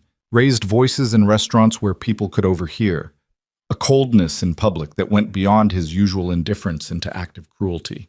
He'd arranged for Elena to be photographed leaving a hotel at 3 in the morning, looking disheveled and furious, had made sure rumors spread about separate bedrooms and divorce attorneys. All of it calculated. All of it designed to paint a picture of a woman at her breaking point. Now, standing in the Marconi ballroom surrounded by people who'd watched her be invisible for 3 years, Elena felt every eye turned their direction. She saw the speculation, the whispered conversations behind champagne flutes, the predatory interest of men who sensed weakness in the Moretti household. She saw Dante Russo watching from across the room with the focus of a shark scenting blood. "He's here," she murmured to Adrien, her smile bright and empty for anyone watching. "I know." Adrien's hand on her back was possessive, but his voice carried an edge of dismissal. "Remember what we discussed. Make him come to you. Don't seek him out. I know how to play my part. Do you?" He leaned close enough that to anyone watching it would look intimate, but his words were knives. Because if you mess this up, if Dante suspects for even a second that you're playing him, he won't just kill you. He'll make an example of you. And I won't be able to stop it without exposing our entire plan. Such touching concern for your wife's safety. Elena's smile never wavered, but her eyes promised murder. "Almost makes me believe you care." "I care about results." Adrien released her and stepped back, his expression cooling to Arctic indifference. "Try not to embarrass me tonight. That dress is expensive." He walked away without another word, leaving her standing alone in a sea of people who'd just witnessed what looked like casual cruelty from a husband who'd stopped pretending to care. Elena counted to 30, let humiliation and anger war across her features for anyone watching, then made her way to the bar. She ordered vodka neat, drank it in 2 swallows, and ordered another. "Rough night?" The voice came from her left, smooth, cultured, dangerous. Elena turned to find Dante Russo beside her, 2 glasses of champagne in his hands. He offered one with a smile that didn't reach his eyes. "Rough 3 years," she said, accepting the glass. "But who's counting?" "Anyone with eyes." Dante's gaze traveled to where Adrien stood across the room, deep in conversation with the mayor. "Your husband doesn't appreciate what he has. That's obvious to everyone here." "Is it?" Elena sipped the champagne, studying Dante over the rim. He was handsome in that dangerous way that came with power and violence. Dark hair silvered at the temples, expensive suit that couldn't quite hide the predator beneath. Or is everyone here just very good at pretending not to notice things? "Oh, I notice everything." His smile sharpened. "Like the fact that you've been gathering evidence against Adrien for weeks. Like the fact that Victor knew about it before he died. Like the fact that you're trapped in a marriage to a man who treats you like property and you're finally angry enough to do something about it." Elena's blood turned to ice, but she kept her expression carefully neutral. "I don't know what you're talking about." "Please." Dante's laugh was soft, almost gentle. "We're past pretending, Elena. May I call you Elena? I feel like we're going to become very close friends." "That depends. Are you offering friendship or making a threat?" "I'm offering an opportunity." He gestured toward a quieter corner of the ballroom, away from the crowds and the prying eyes. 5 minutes of your time. That's all I'm asking. Hear what I have to say, and if you're not interested, walk away. No pressure.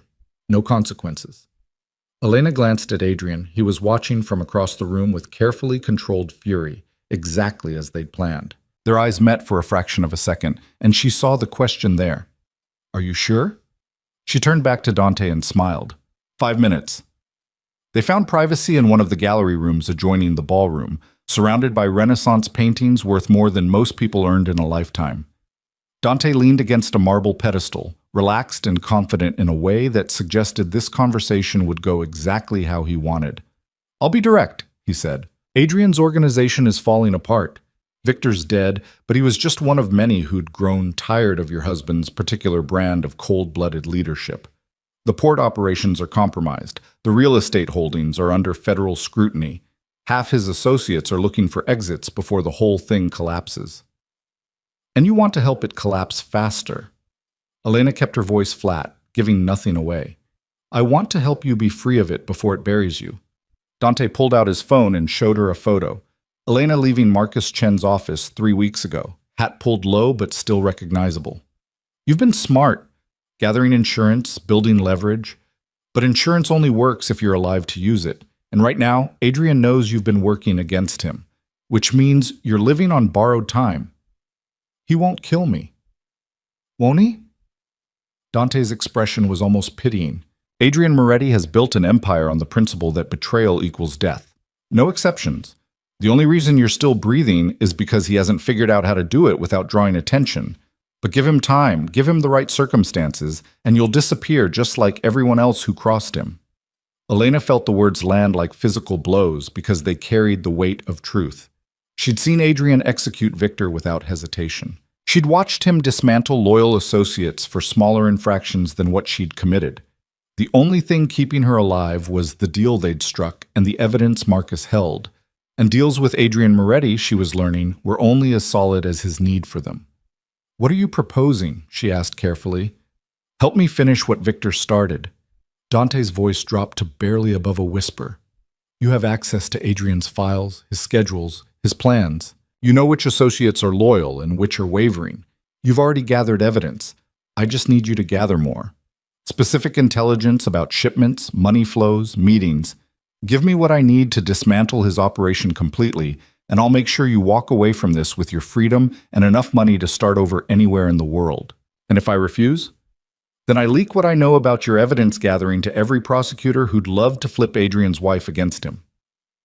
You become a federal witness whether you want to or not, and Adrien finds out about your cooperation. Either way, your marriage ends.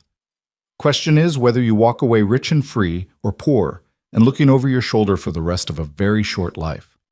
Elena stared at the Renaissance paintings surrounding them, martyred saints and suffering sinners, all frozen in moments of impossible choice. She thought about Adrien's cold dismissal when she'd asked for a divorce, thought about 3 years of being invisible, thought about the plan she and Adrien had constructed in the safe house, the role she'd agreed to play, the impossible tightrope she was now walking, and she thought about the woman she'd become. Hard enough to survive this world, smart enough to see all the angles, desperate enough to take the most dangerous gamble of her life. "I need guarantees," she said finally. "Not promises. Real, verifiable guarantees that I walk away from this alive and free." Dante's smile was triumph barely contained. "I can arrange that. But first I need proof you're serious. Something that shows you're willing to burn Adrien's world to the ground." "What kind of proof?" "There's a shipment coming through the port tomorrow night. Highly valuable, highly illegal. Adrien's been keeping it quiet. Only his inner circle knows the details. Get me the specifics. Arrival time, dock number, cargo manifest. Do that, and I'll know you're committed." Elena's mind raced. This was the test, the moment where Dante would verify whether she was genuinely betraying Adrien or playing a double game. If she fed him false information, he'd know. If she gave him real intelligence, Adrien's shipment would be compromised, unless that was exactly what Adrien wanted. "I'll need time," she said. "Adrien doesn't exactly leave his files lying around for me to browse." "You have 24 hours. Dante handed her a business card with nothing but a phone number. "Call me when you have the information. And Elena, don't try to play both sides. I've been doing this a lot longer than you have, and I can smell betrayal the way sharks smell blood. If you're setting me up, I'll know, and what happens next won't be pleasant for anyone you've ever cared about." The threat was clear, the message unmistakable. Elena tucked the card into her clutch and forced herself to meet his eyes without flinching. 24 hours, she agreed. They returned to the ballroom separately. Elena found Adrien exactly where she'd left him, still projecting cold indifference while his eyes tracked every movement she made. She approached him with the careful neutrality of a woman who'd just made a deal with the devil and wasn't sure which devil she'd chosen. "We need to talk," she said quietly. "Not here. Somewhere private." Adrien's jaw tightened almost imperceptibly, but he nodded once. They made their excuses to the mayor, smiled for the cameras, and left the gala with the kind of visible tension that would fuel gossip for weeks. The Bentley was waiting. Antonio drove them not back to the penthouse, but to a different safe house on the opposite side of the city, this one owned through so many shell corporations that even federal investigators would need months to trace it back to Adrien. The moment they were inside with the door locked and the security system armed, Elena pulled out Dante's card and told Adrien everything. He listened without interruption, his expression growing progressively darker as she relayed the conversation, the threat, the demand for proof of her loyalty through intelligence about tomorrow's shipment. "He's testing you," Adrien said when she finished. "If you give him real information and it checks out, he'll believe you're genuinely turned. If you give him false information, he'll know you're playing him and you're dead. So we give him real information." Elena met his gaze steadily. "We let him intercept the shipment, let him think he's won, and we use that to trace exactly how deep his network goes. You want me to sacrifice a multi-million-dollar shipment to sell your cover?" Adrien's voice was dangerously quiet. "I want you to sacrifice one shipment to save your entire organization." She refused to back down. Dante said it himself. "Your operation is falling apart. Associates are jumping ship. The feds are circling. The only way you survive this is if you know exactly who your enemies are and exactly what they're planning. And the only way to know that is if Dante believes I'm working for him." Adrien paced the length of the room, his movements controlled but violent energy radiating from every line of his body. "If we do this, if we let that shipment get hit, we're showing weakness. Every rival, every ambitious underboss, everyone who's been waiting for an opening will see it as blood in the water. Or they'll see it as calculated sacrifice." Elena followed him, forcing him to stop and look at her. "You let one shipment fall to protect 10 others. You take a visible loss to hide a larger strategy. That's not weakness, that's chess. And you're better at chess than anyone I've ever met." "Flattery from my wife, that's new." "It's not flattery, it's recognition." She held his gaze. "You've spent 3 years treating me like I don't understand your world, like I'm too soft or too naive to comprehend what you do. But I've been watching, Adrien. I've been learning, and I understand exactly what you're asking me to do and what it costs. I'm just asking you to trust that I can do it." The word hung between them like a dare. Trust. The thing neither of them had ever given the other, the thing their entire marriage had been built on avoiding. Adrien stared at her for a long moment, something shifting behind his eyes, calculation giving way to something that looked almost like belief. 24 hours, he said finally. "I'll give you the real shipment details. You pass them to Dante, he intercepts it, and we track everyone involved. But Elena..." He stepped close enough that she could see the gold flecks in his gray eyes. "If this goes wrong, if Dante suspects and decides to eliminate the threat, I won't be able to save you without exposing that we're working together. You'll be on your own." "I know." "And you're still willing to do this?" Elena thought about the divorce papers she'd filed 3 weeks ago, about the freedom that had seemed so simple then and so impossibly complicated now. She thought about the woman she'd been, frightened, dutiful, willing to sacrifice everything to save her father. And she thought about the woman she'd become, hard and calculating and absolutely certain that survival meant playing every angle without hesitation. "I'm willing," she said. Adrien pulled out his phone and brought up encrypted files detailing tomorrow's shipment. Dock 17, midnight arrival. Cargo manifest lists machine parts, but the real shipment is weapons. High-grade military equipment that's supposed to go to 3 different buyers. Value is around 8 million, give or take. Elena memorized every detail, committing it to memory the way she'd learned to do over weeks of evidence gathering. "And when Dante hits it, what happens to the buyers?" "I've already contacted them with a story about federal surveillance forcing us to reschedule. They're expecting delays. When the shipment gets intercepted, they'll be disappointed but not suspicious. So we lose 8 million and the trust of 3 buyers. We lose one night's revenue to gain intelligence that could save the entire organization." Adrien's expression was grim. "That's the trade. And it's only worth it if you can sell Dante on your betrayal completely. No hesitation, no second thoughts, no hint that you're playing both sides." "I can do it." Elena's voice was steady despite the fear coiling in her stomach. "I've been playing roles my entire life. Dutiful daughter, obedient wife, invisible woman. This is just one more performance." "No." Adrien caught her chin, forcing her to meet his eyes. "This is the performance where if you miss your cue, you die. Understand the difference." "I understand." He released her and stepped back, distance returning like armor sliding into place. "Call him now.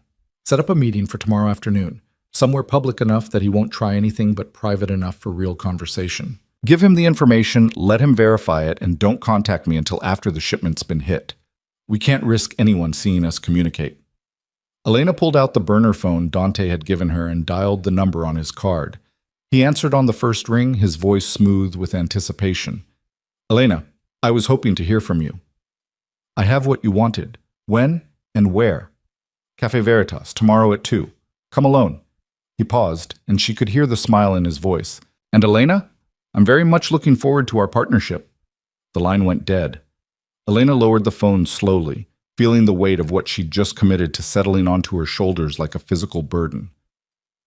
24 hours until she walked into a meeting with a crime lord who wanted her husband dead.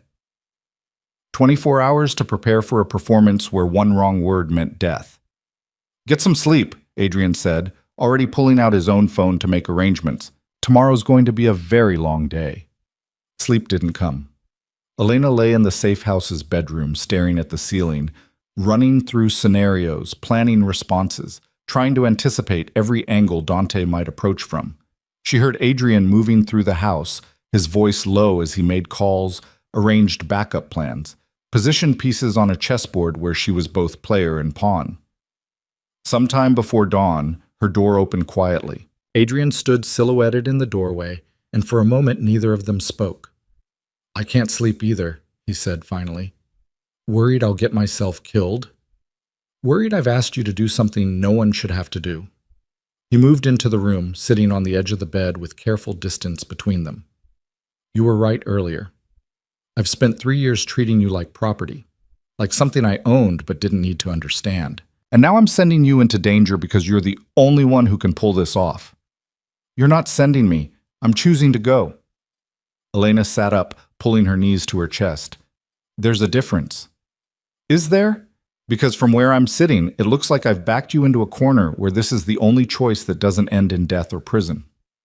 The admission hung between them, raw and uncomfortable. Elena studied his profile in the dim light, the sharp angles of his face, the tension in his shoulders, the weight of an empire crumbling that showed in every line of his body. "Can I ask you something?" she said quietly. "Anything. Why did you really refuse to sign the divorce papers? The first time, before all of this? Was it really just about appearances? About not wanting to look weak?" Adrien was silent for so long she thought he wouldn't answer. When he finally spoke, his voice carried a quality she'd never heard before, something almost like regret. "I told myself it was about strategy, about maintaining appearances and protecting assets. But the truth?" He turned to look at her, and in his eyes she saw honesty that felt like a gift. "I think I refused because signing those papers meant admitting I'd failed. Not at being a husband. I know I failed at that from day one. But at being a person capable of more than cold calculation. You asked me to see you, and I realized I'd spent 3 years deliberately not seeing you because if I did, I'd have to acknowledge what I'd done, who I'd become." Elena felt something crack in her chest, not her heart breaking, but armor falling away, the protective distance she'd maintained shattering under the weight of his words. "You're still that person," she said softly. "The one who trades people for power, who executes traitors without hesitation, who builds empires on fear." "I know." Adrien's smile was bitter. "But for the first time in 15 years, I'm not sure I want to be. And that's your fault." "My fault? You were supposed to be invisible, disposable, a piece on the board I could move and forget. Instead, you saved my life, agreed to risk everything to help me survive, and made me see exactly how much I've sacrificed to build this empire." He stood, moving toward the door. "Get some rest, Elena. Tomorrow, you become someone else. Someone brave enough to play the most dangerous game in the city. And I need you sharp." He was gone before she could respond, leaving her alone with thoughts that wouldn't settle and a truth she couldn't ignore. Somewhere in the chaos of betrayal and violence and impossible choices, something had shifted between them. They weren't allies. They certainly weren't in love. But they weren't quite enemies anymore either. They were something more complicated, something that didn't have a name but felt like understanding. The next afternoon, Elena walked into Cafe Veritas wearing designer sunglasses and the carefully constructed armor of a woman who'd made her choice and refused to look back. Dante waited at a corner table, 2 cups of coffee already cooling in front of him. Punctual, he said as she sat. I appreciate that. Let's skip the pleasantries. The show. Elena pulled out a piece of paper with the shipment details written in her own handwriting. No electronic trail, nothing that could be traced. Dock 17, midnight tonight. The manifest says machine parts, but it's actually military-grade weapons. 8 million in value, 3 buyers already lined up. Dante studied the paper, his expression unreadable. How do I know this is real? That you're not setting me up? You don't. That's what trust is. A gamble where the stakes are life and death. Elena held his gaze without flinching. But ask yourself what I have to gain by lying.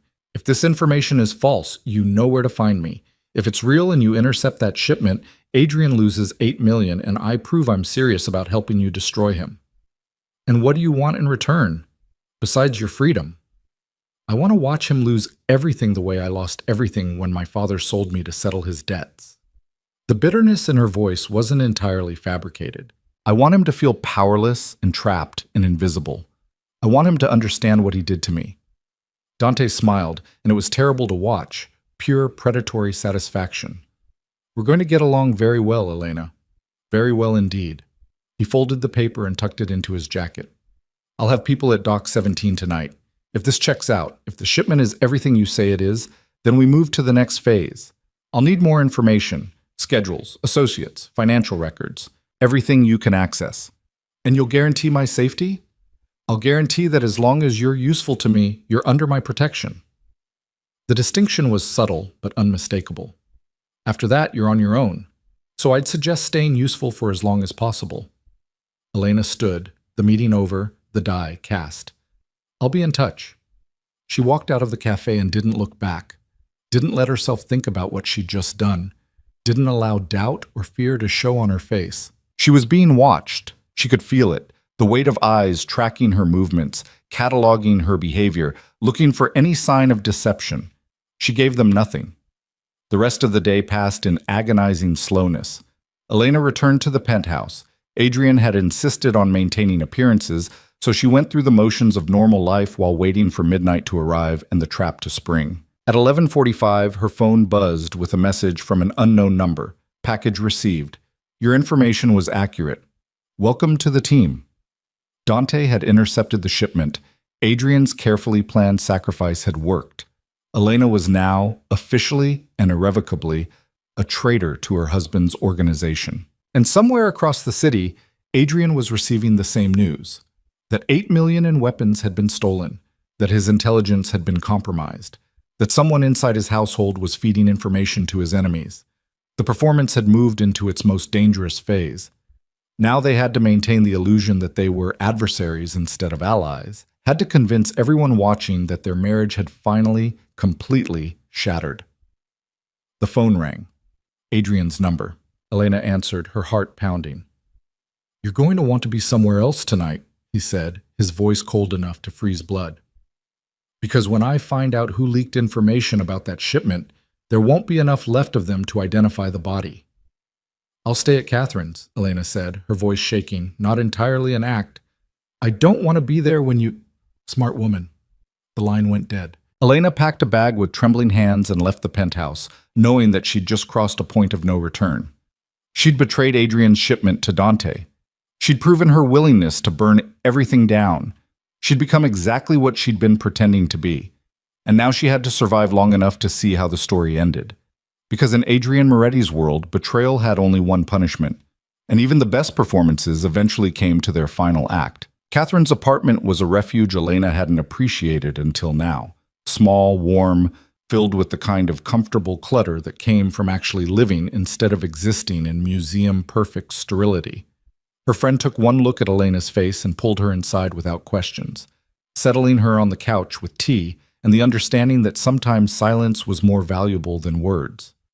Elena's phone buzzed constantly through the night, messages from Dante, each one more satisfied than the last, detailing how smoothly the interception had gone, how valuable the weapons were, how impressed he was with her intelligence. Messages she had to answer carefully, enthusiastically, playing the role of a woman drunk on revenge and her first taste of real power. And one message from Adrien at 3 in the morning, just 2 words. Stay safe. She stared at those words for a long time, trying to decode their meaning. Warning? Reassurance? Acknowledgement that they were both now trapped in a performance neither could abandon without consequences? She deleted the message without responding. The next week unfolded like a carefully choreographed dance where one misstep meant death. Elena met with Dante twice more, feeding him intelligence that Adrien carefully constructed to be valuable enough to maintain her credibility, but not damaging enough to actually cripple his operations. She learned the names of Dante's associates, memorized their faces, documented their movements with the same meticulous attention she'd once applied to gathering evidence for her divorce. Except now she was gathering evidence to destroy the man trying to destroy her husband. The irony wasn't lost on her. "You're getting good at this," Dante observed during their third meeting, held in a private room at his restaurant, the same restaurant where the ambush had been planned, though now it felt less like neutral ground and more like enemy territory. Natural talent for deception. Adrien really didn't know what he had, did he? He knew exactly what he had, Elena said, allowing bitterness to color her tone. Property. An asset. Something to be used and discarded when it became inconvenient. "Well, his loss is my gain." Dante slid an envelope across the table. "Inside you'll find account numbers for offshore holdings. $20,000 deposited this morning as a gesture of good faith. Keep providing valuable intelligence, and that number grows significantly." Elena opened the envelope, her hand steady despite the nausea churning in her stomach. $20,000. Blood money. Payment for betraying the man she'd married, even if that betrayal was itself a carefully constructed fiction. "There's something else I need," Dante continued. "Adrien's planning something. I can feel it. He's been too quiet since the shipment interception, too controlled.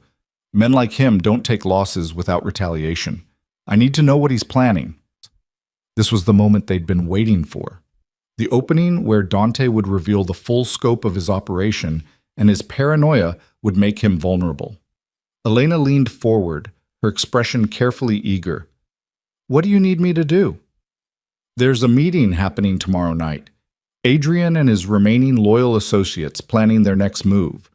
I need you to find out where and when, get me details about who'll be there and what they're discussing." "That's a big ask."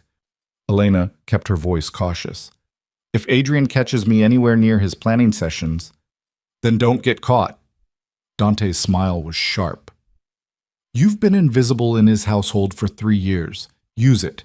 Be the furniture he doesn't notice, the decoration he forgets is even there. Get me that information, and I'll make sure you never have to worry about Adrien Moretti again." The promise hung between them, seductive and terrifying in equal measure. Elena nodded slowly, committing to a path that would either free her or kill her. "I'll get you the information," she said.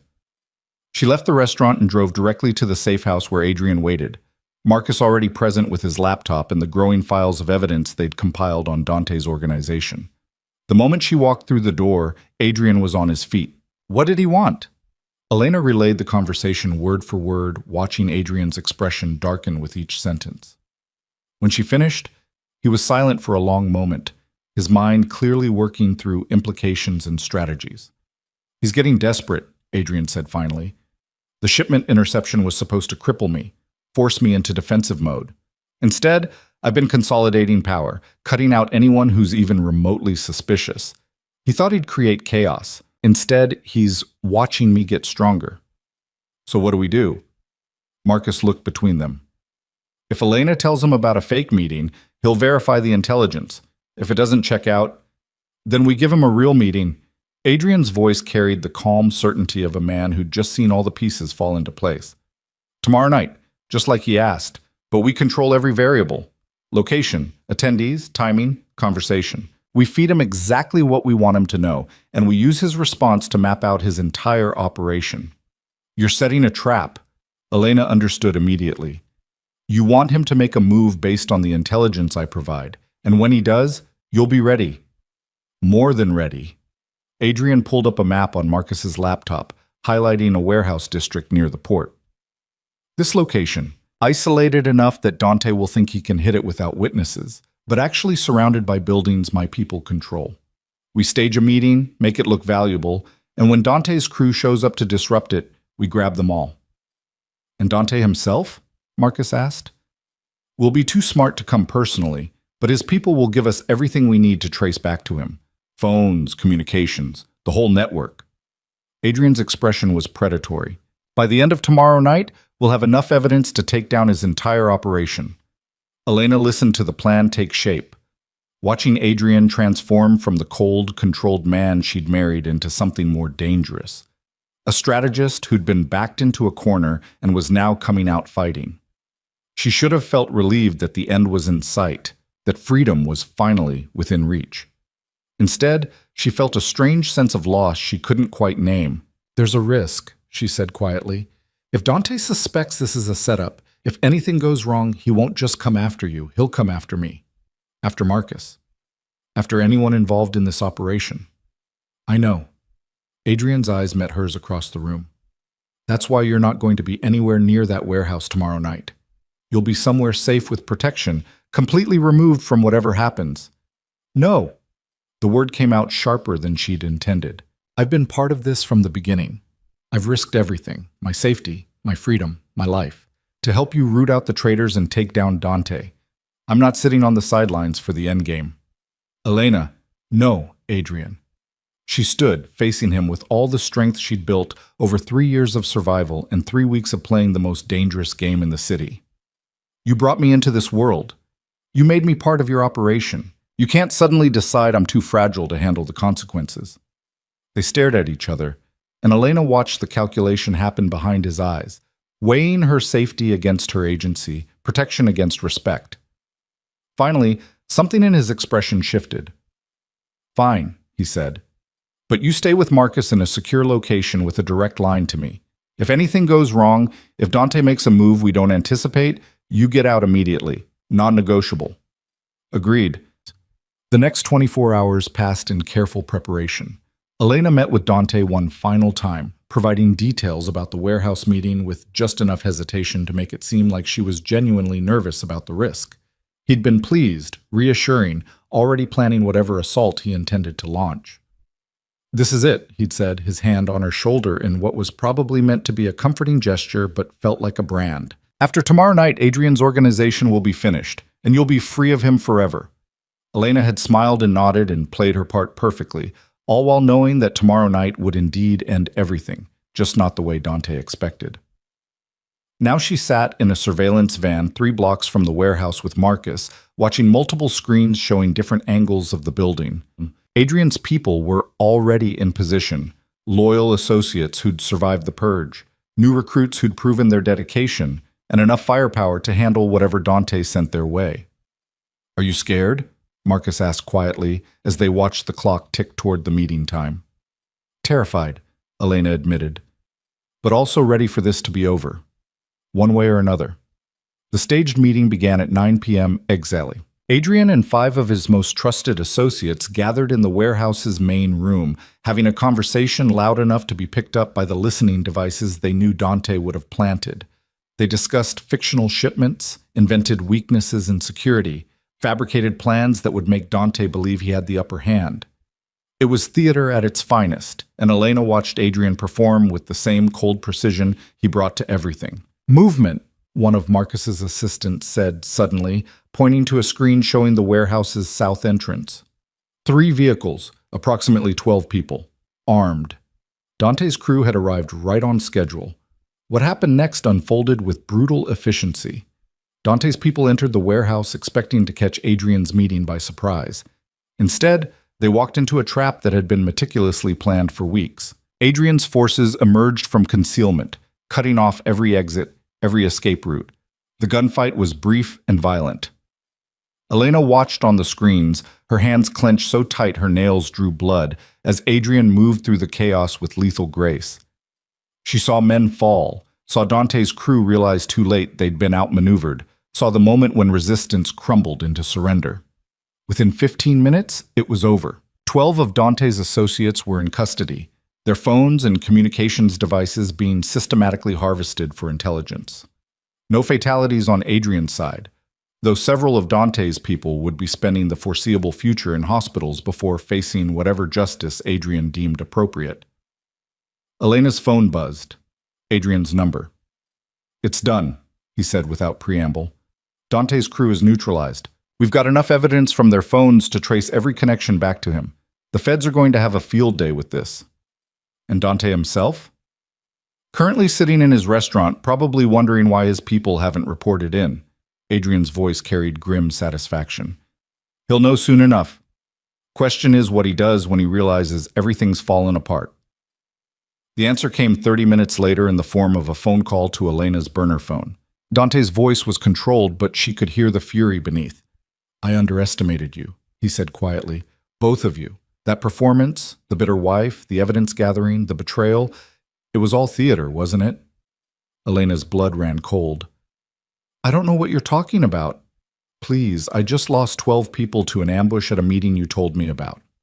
Either you're the unluckiest informant in history, or you and Adrien have been playing me from the beginning. He laughed, and it was a terrible sound. Brilliant, really. Use the wife everyone thinks he ignores to get close to me, feed me intelligence that seems valuable, but actually leads me into traps. I should have seen it coming. Dante, save it. We're past pretending now. His voice dropped to something dangerous. You've won this round, but understand something, Elena. This isn't over. Adrien might have taken my crew tonight, but I have resources he doesn't know about. Associates who are going to be very interested to learn that his precious wife has been working both sides. The feds, rival organizations, everyone who wants to see the Moretti's fall, they're all going to know about your little performance. You're bluffing. Am I? Check your email in about 10 minutes. You'll find very detailed documentation about your evidence gathering, your cooperation with Adrien, everything. And it's already been sent to people who can make both your lives very difficult. The line went dead. Elena stared at the phone, her heart pounding. Marcus was already pulling up her email, his expression growing progressively grimmer as he scrolled through the messages that had just arrived. He wasn't bluffing, Marcus said. He sent everything to federal prosecutors, to Adrien's rivals, to media contacts. By morning, everyone's going to know that you and Adrien orchestrated this entire operation together. Which means the deal's off. Elena felt numb. Adrien can't grant me a divorce if everyone knows we've been working together. It destroys the entire illusion that I was genuinely betraying him. More than that, Marcus turned the laptop so she could see the emails. This evidence could be interpreted as Adrien using his wife to infiltrate rival organizations. That's a federal crime. Both of you could be facing charges. Elena's phone rang again. Adrien, his voice tight with barely controlled fury. Get to the penthouse, now. We need to figure out how to contain this before it destroys everything we've built. The drive back to the penthouse felt surreal, like moving through a dream where the rules kept changing and nothing was quite what it seemed. Elena had spent 3 weeks building a careful fiction, playing the most dangerous role of her life. And now it was all unraveling because Dante had one final card to play. She found Adrien in his office, surrounded by associates who looked like they wanted to break something. The energy in the room was violent, barely contained rage looking for a target. Everyone out, Adrien said quietly. I need to speak with my wife alone. The room emptied in seconds. Elena stood in the doorway, watching Adrien pour 2 glasses of scotch with hands that were steady despite everything falling apart around them. Dante's evidence is everywhere, he said, handing her a glass. The feds have it. My rivals have it. By tomorrow morning, every prosecutor in the state will know that you and I conspired to infiltrate his organization. They'll try to flip you against me, offer deals, threaten prosecution if you don't cooperate. So what do we do? Adrien laughed, and it was bitter. We have 2 options. Option 1, you testify that I coerced you into helping me, that you were an unwilling participant in a criminal conspiracy. You get immunity, I go to prison, and you walk away free with your divorce. And option 2? We get married. He said it like he was suggesting dinner reservations.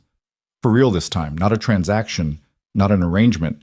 An actual marriage where we're legally considered one unit, which means you can't be compelled to testify against me. We present a united front, claim marital privilege, and make it clear that anyone coming after one of us is coming after both of us. Elena stared at him, certain she'd misheard. You want to actually marry me to avoid prosecution? I want to protect you from the consequences of helping me. Adrien set down his glass and crossed to where she stood. 3 weeks ago, you asked for a divorce because I treated you like property. You were right. I did.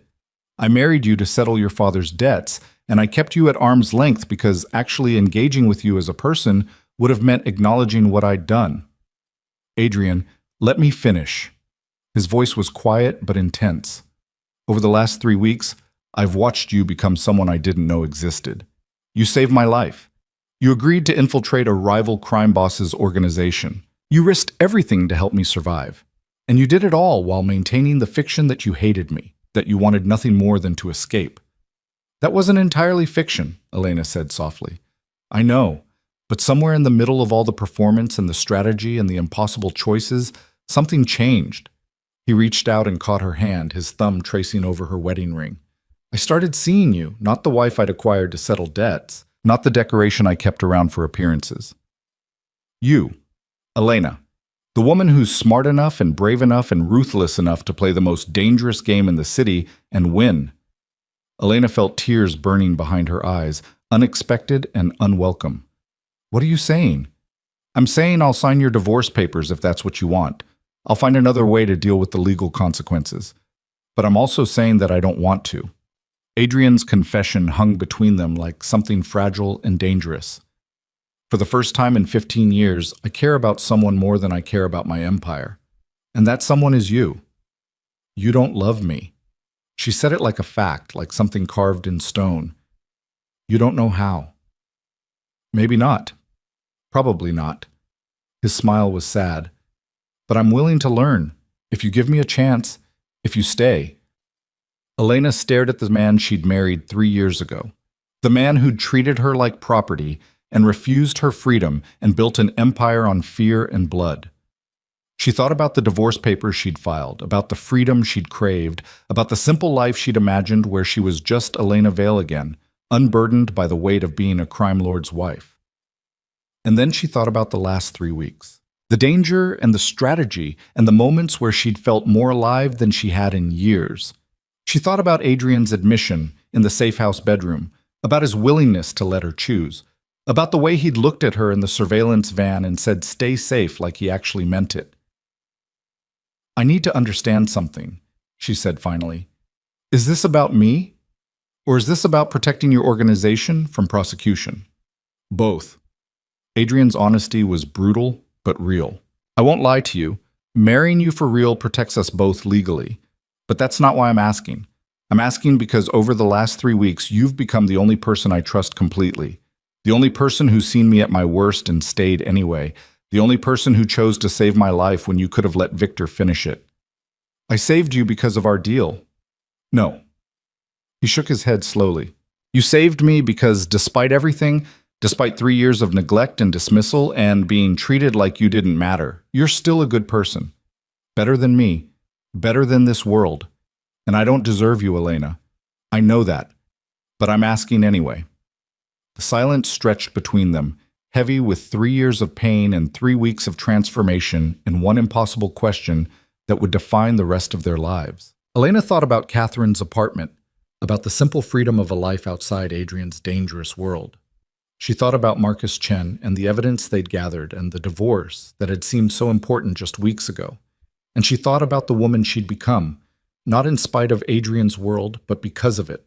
The woman who could play chess with crime lords and survive. The woman who could make impossible choices and live with the consequences. The woman who'd looked into darkness and found her own strength staring back. That woman didn't need rescuing. She needed partnership, respect, equality. She needed what Adrien was finally, impossibly, offering. If I stay, Elena said slowly, if we do this for real, it's not the marriage we had before. I'm not invisible furniture. I'm not your decoration or your asset. I'm your equal in every sense. Partner, not property. Understood? Understood. Something blazed in Adrien's eyes, relief and hope, and something that might have been the beginning of love, or at least the potential for it. And if you ever treat me the way you did for those 3 years, if you ever dismiss me or ignore me or forget that I'm a person who deserves respect, I will destroy you. She let him see the steel beneath her words. I know everything about your operation now. Every weakness, every vulnerability. I could bring down your empire if I wanted to. Remember that. I will. Adrien pulled her closer, close enough that she could see the gold flecks in his gray eyes. Is that a yes? Elena thought about the divorce papers gathering dust somewhere, about the freedom she'd craved, about the simple life that would have bored her to tears within a month.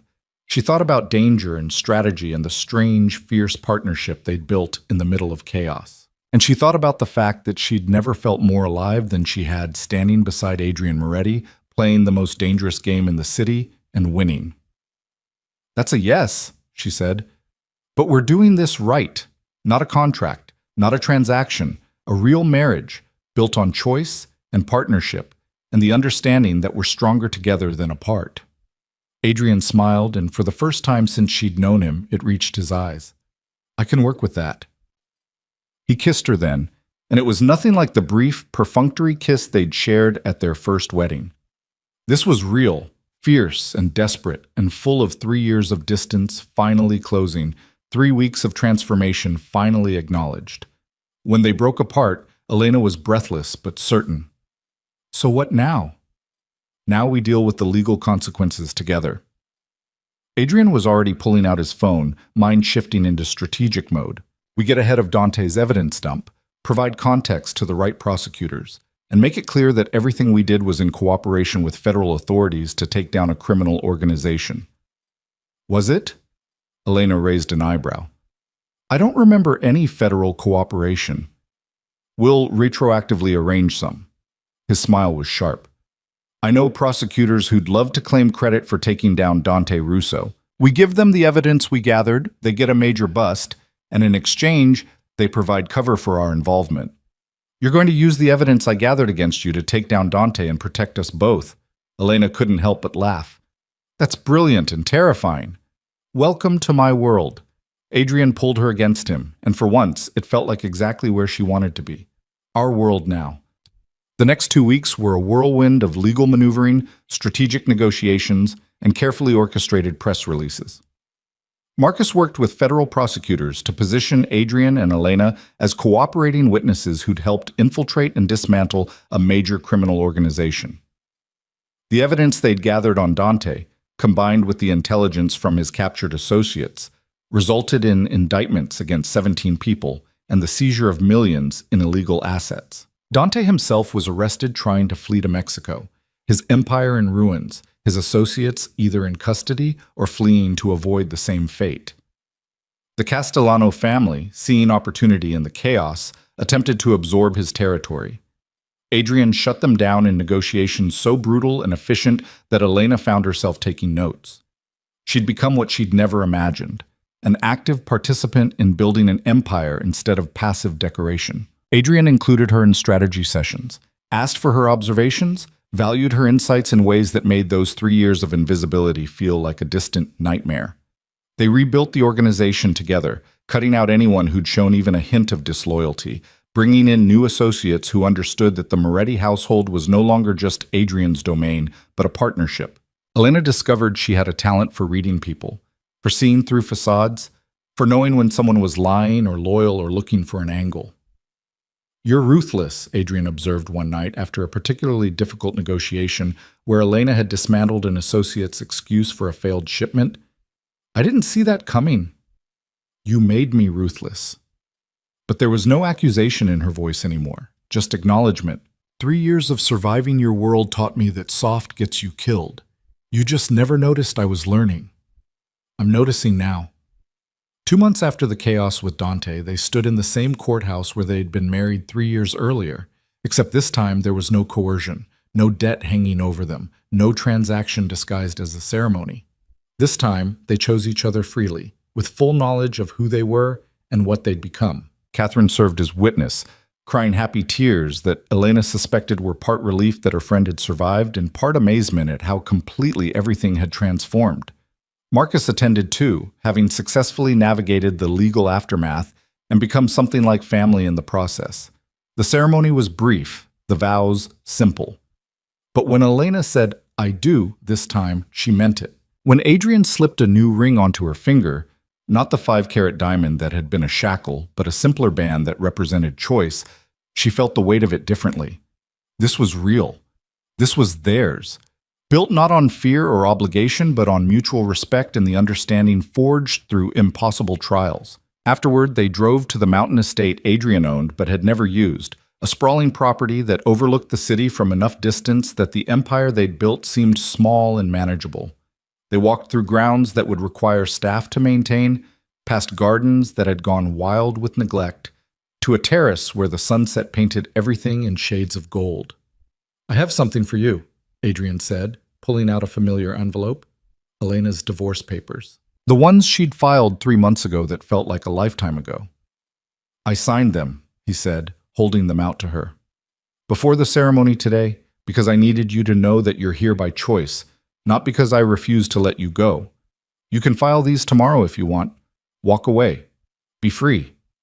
Elena took the envelope and stared at it for a long moment, at the signature that made her freedom official, at the escape route she'd fought so hard to create. Then she walked to the terrace's edge and tore the papers into pieces, letting them scatter on the wind. "I don't want escape," she said, turning back to face him. "I want partnership. I want the life we're building together. I want to be Elena Moretti, not because I was forced into it, but because I choose it every single day."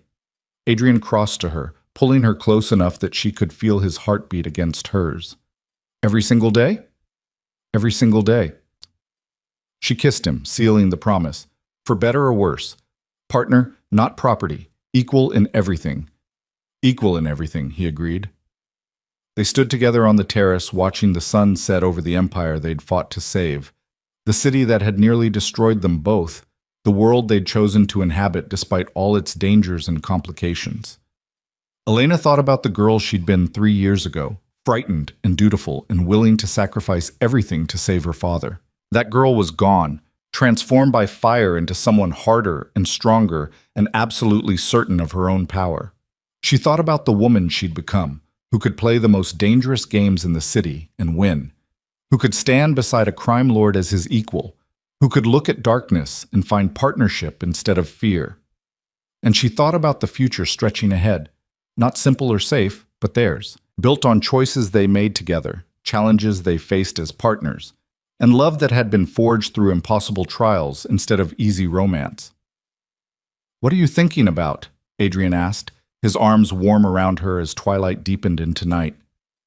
"That I spent 3 years wanting to escape you," Elena said honestly, "and now I can't imagine my life without you in it. That's either the best decision I've ever made or the craziest." "Can it be both?" She laughed, the sound carrying across the mountain estate and into the gathering darkness. "Yes, I think it can be both." A year later, they stood in the same spot on the terrace, but everything had transformed. The gardens were maintained now, blooming with flowers Elena had chosen. The estate hosted regular gatherings, not just for business, but for the family they'd built from loyal associates and trusted friends. Catherine visited often, delighted by her friend's transformation and slightly terrified by the criminal empire she'd married into. The organization had stabilized under their joint leadership, stronger than it had been in Adrien's solo control. Rivals had learned that attacking the Morettis meant facing both Adrien's ruthless strategy and Elena's ability to see through deception. Associates understood that loyalty to one meant loyalty to both. The federal investigation that had threatened them after Dante's evidence dump had been successfully navigated, with Adrien and Elena emerging as cooperating witnesses who'd helped to dismantle a major criminal network. There were still dangers, still threats, still moments when the empire they'd built felt precarious, but they faced everything together. "Do you ever regret it?" Adrien asked as they watched another sunset paint the sky. "Staying? Choosing this life?" Elena considered the question seriously, thinking about the danger and the complexity and the fact that she could never go back to simple normalcy. She thought about board meetings with criminals and negotiations that ended in blood and the constant vigilance required to survive in their world. And she thought about partnership, respect, and love that had grown slowly from impossible circumstances into something real and fierce and absolutely certain. "Not once," she said, turning to face him. "You?"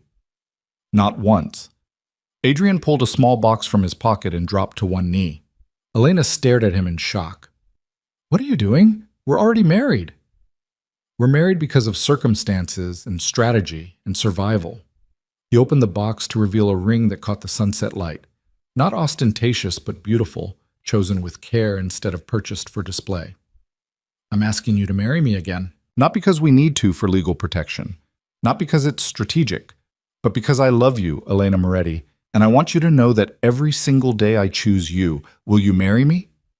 Elena felt tears blur her vision, happy tears this time, not the bitter tears she'd cried 3 years ago in a marriage that felt like a funeral. She thought about the girl who'd walked down an aisle out of duty and the woman who stood here now out of choice. Yes, she said, her voice steady despite the emotion. Yes, I'll marry you. Again. For real. Forever. He slipped the ring onto her finger beside the band they'd exchanged 2 months ago and kissed her with all the passion of a man who'd learned to love when he thought he was incapable of it. They married for the third time in the mountain estate's garden, surrounded by the family they'd chosen and built. No elaborate ceremony this time, no political maneuvering or strategic alliances. Just two people who'd found their way to each other through darkness and danger and impossible choices. Catherine cried through the entire ceremony. Marcus gave a speech about the most complicated divorce case that had ever become a love story.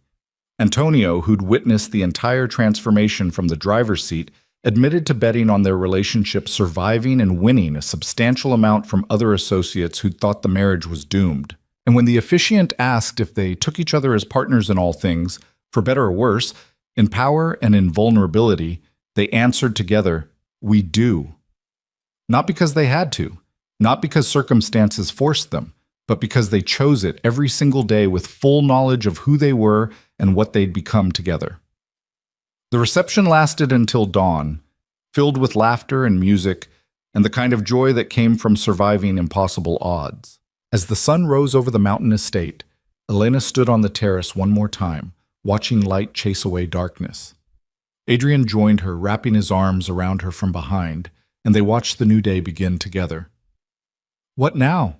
Elena asked, echoing the question she'd asked months ago in his office when everything was falling apart. "Now we build something new." Adrien's voice was warm against her ear. "An empire that's ours, not just mine. A partnership that's real. A life we choose every single day." Sounds complicated. Probably. He turned her to face him, and in his eyes she saw everything they'd survived, and everything they'd built, and everything they still had ahead. "But we're good at complicated." Elena laughed and kissed him as the sun rose higher, painting their empire in shades of gold and possibility. She thought about the divorce papers she'd torn apart, about the freedom she'd craved, about the simple life that would have bored her within weeks. And she thought about the life she'd chosen instead, dangerous and complex and absolutely hers. Built not on fear or obligation, but on partnership, respect, and love forged through fire into something unbreakable. The empire remained powerful. The enemies remained watchful. The dangers remained real. But this time, their marriage wasn't built on transactions or arrangements or strategic necessity. It was built on choice, partnership, and a love that had survived impossible trials to become something neither of them had believed possible. Elena Moretti, no longer invisible, no longer property, no longer afraid, stood beside her husband watching the sunrise and knew with absolute certainty that she'd finally found what she'd been searching for all along. Not escape, not freedom in isolation, but freedom in partnership, power shared equally, and a love that chose courage over safety, complexity over simplicity, and partnership over solitude every single day for the rest of their lives.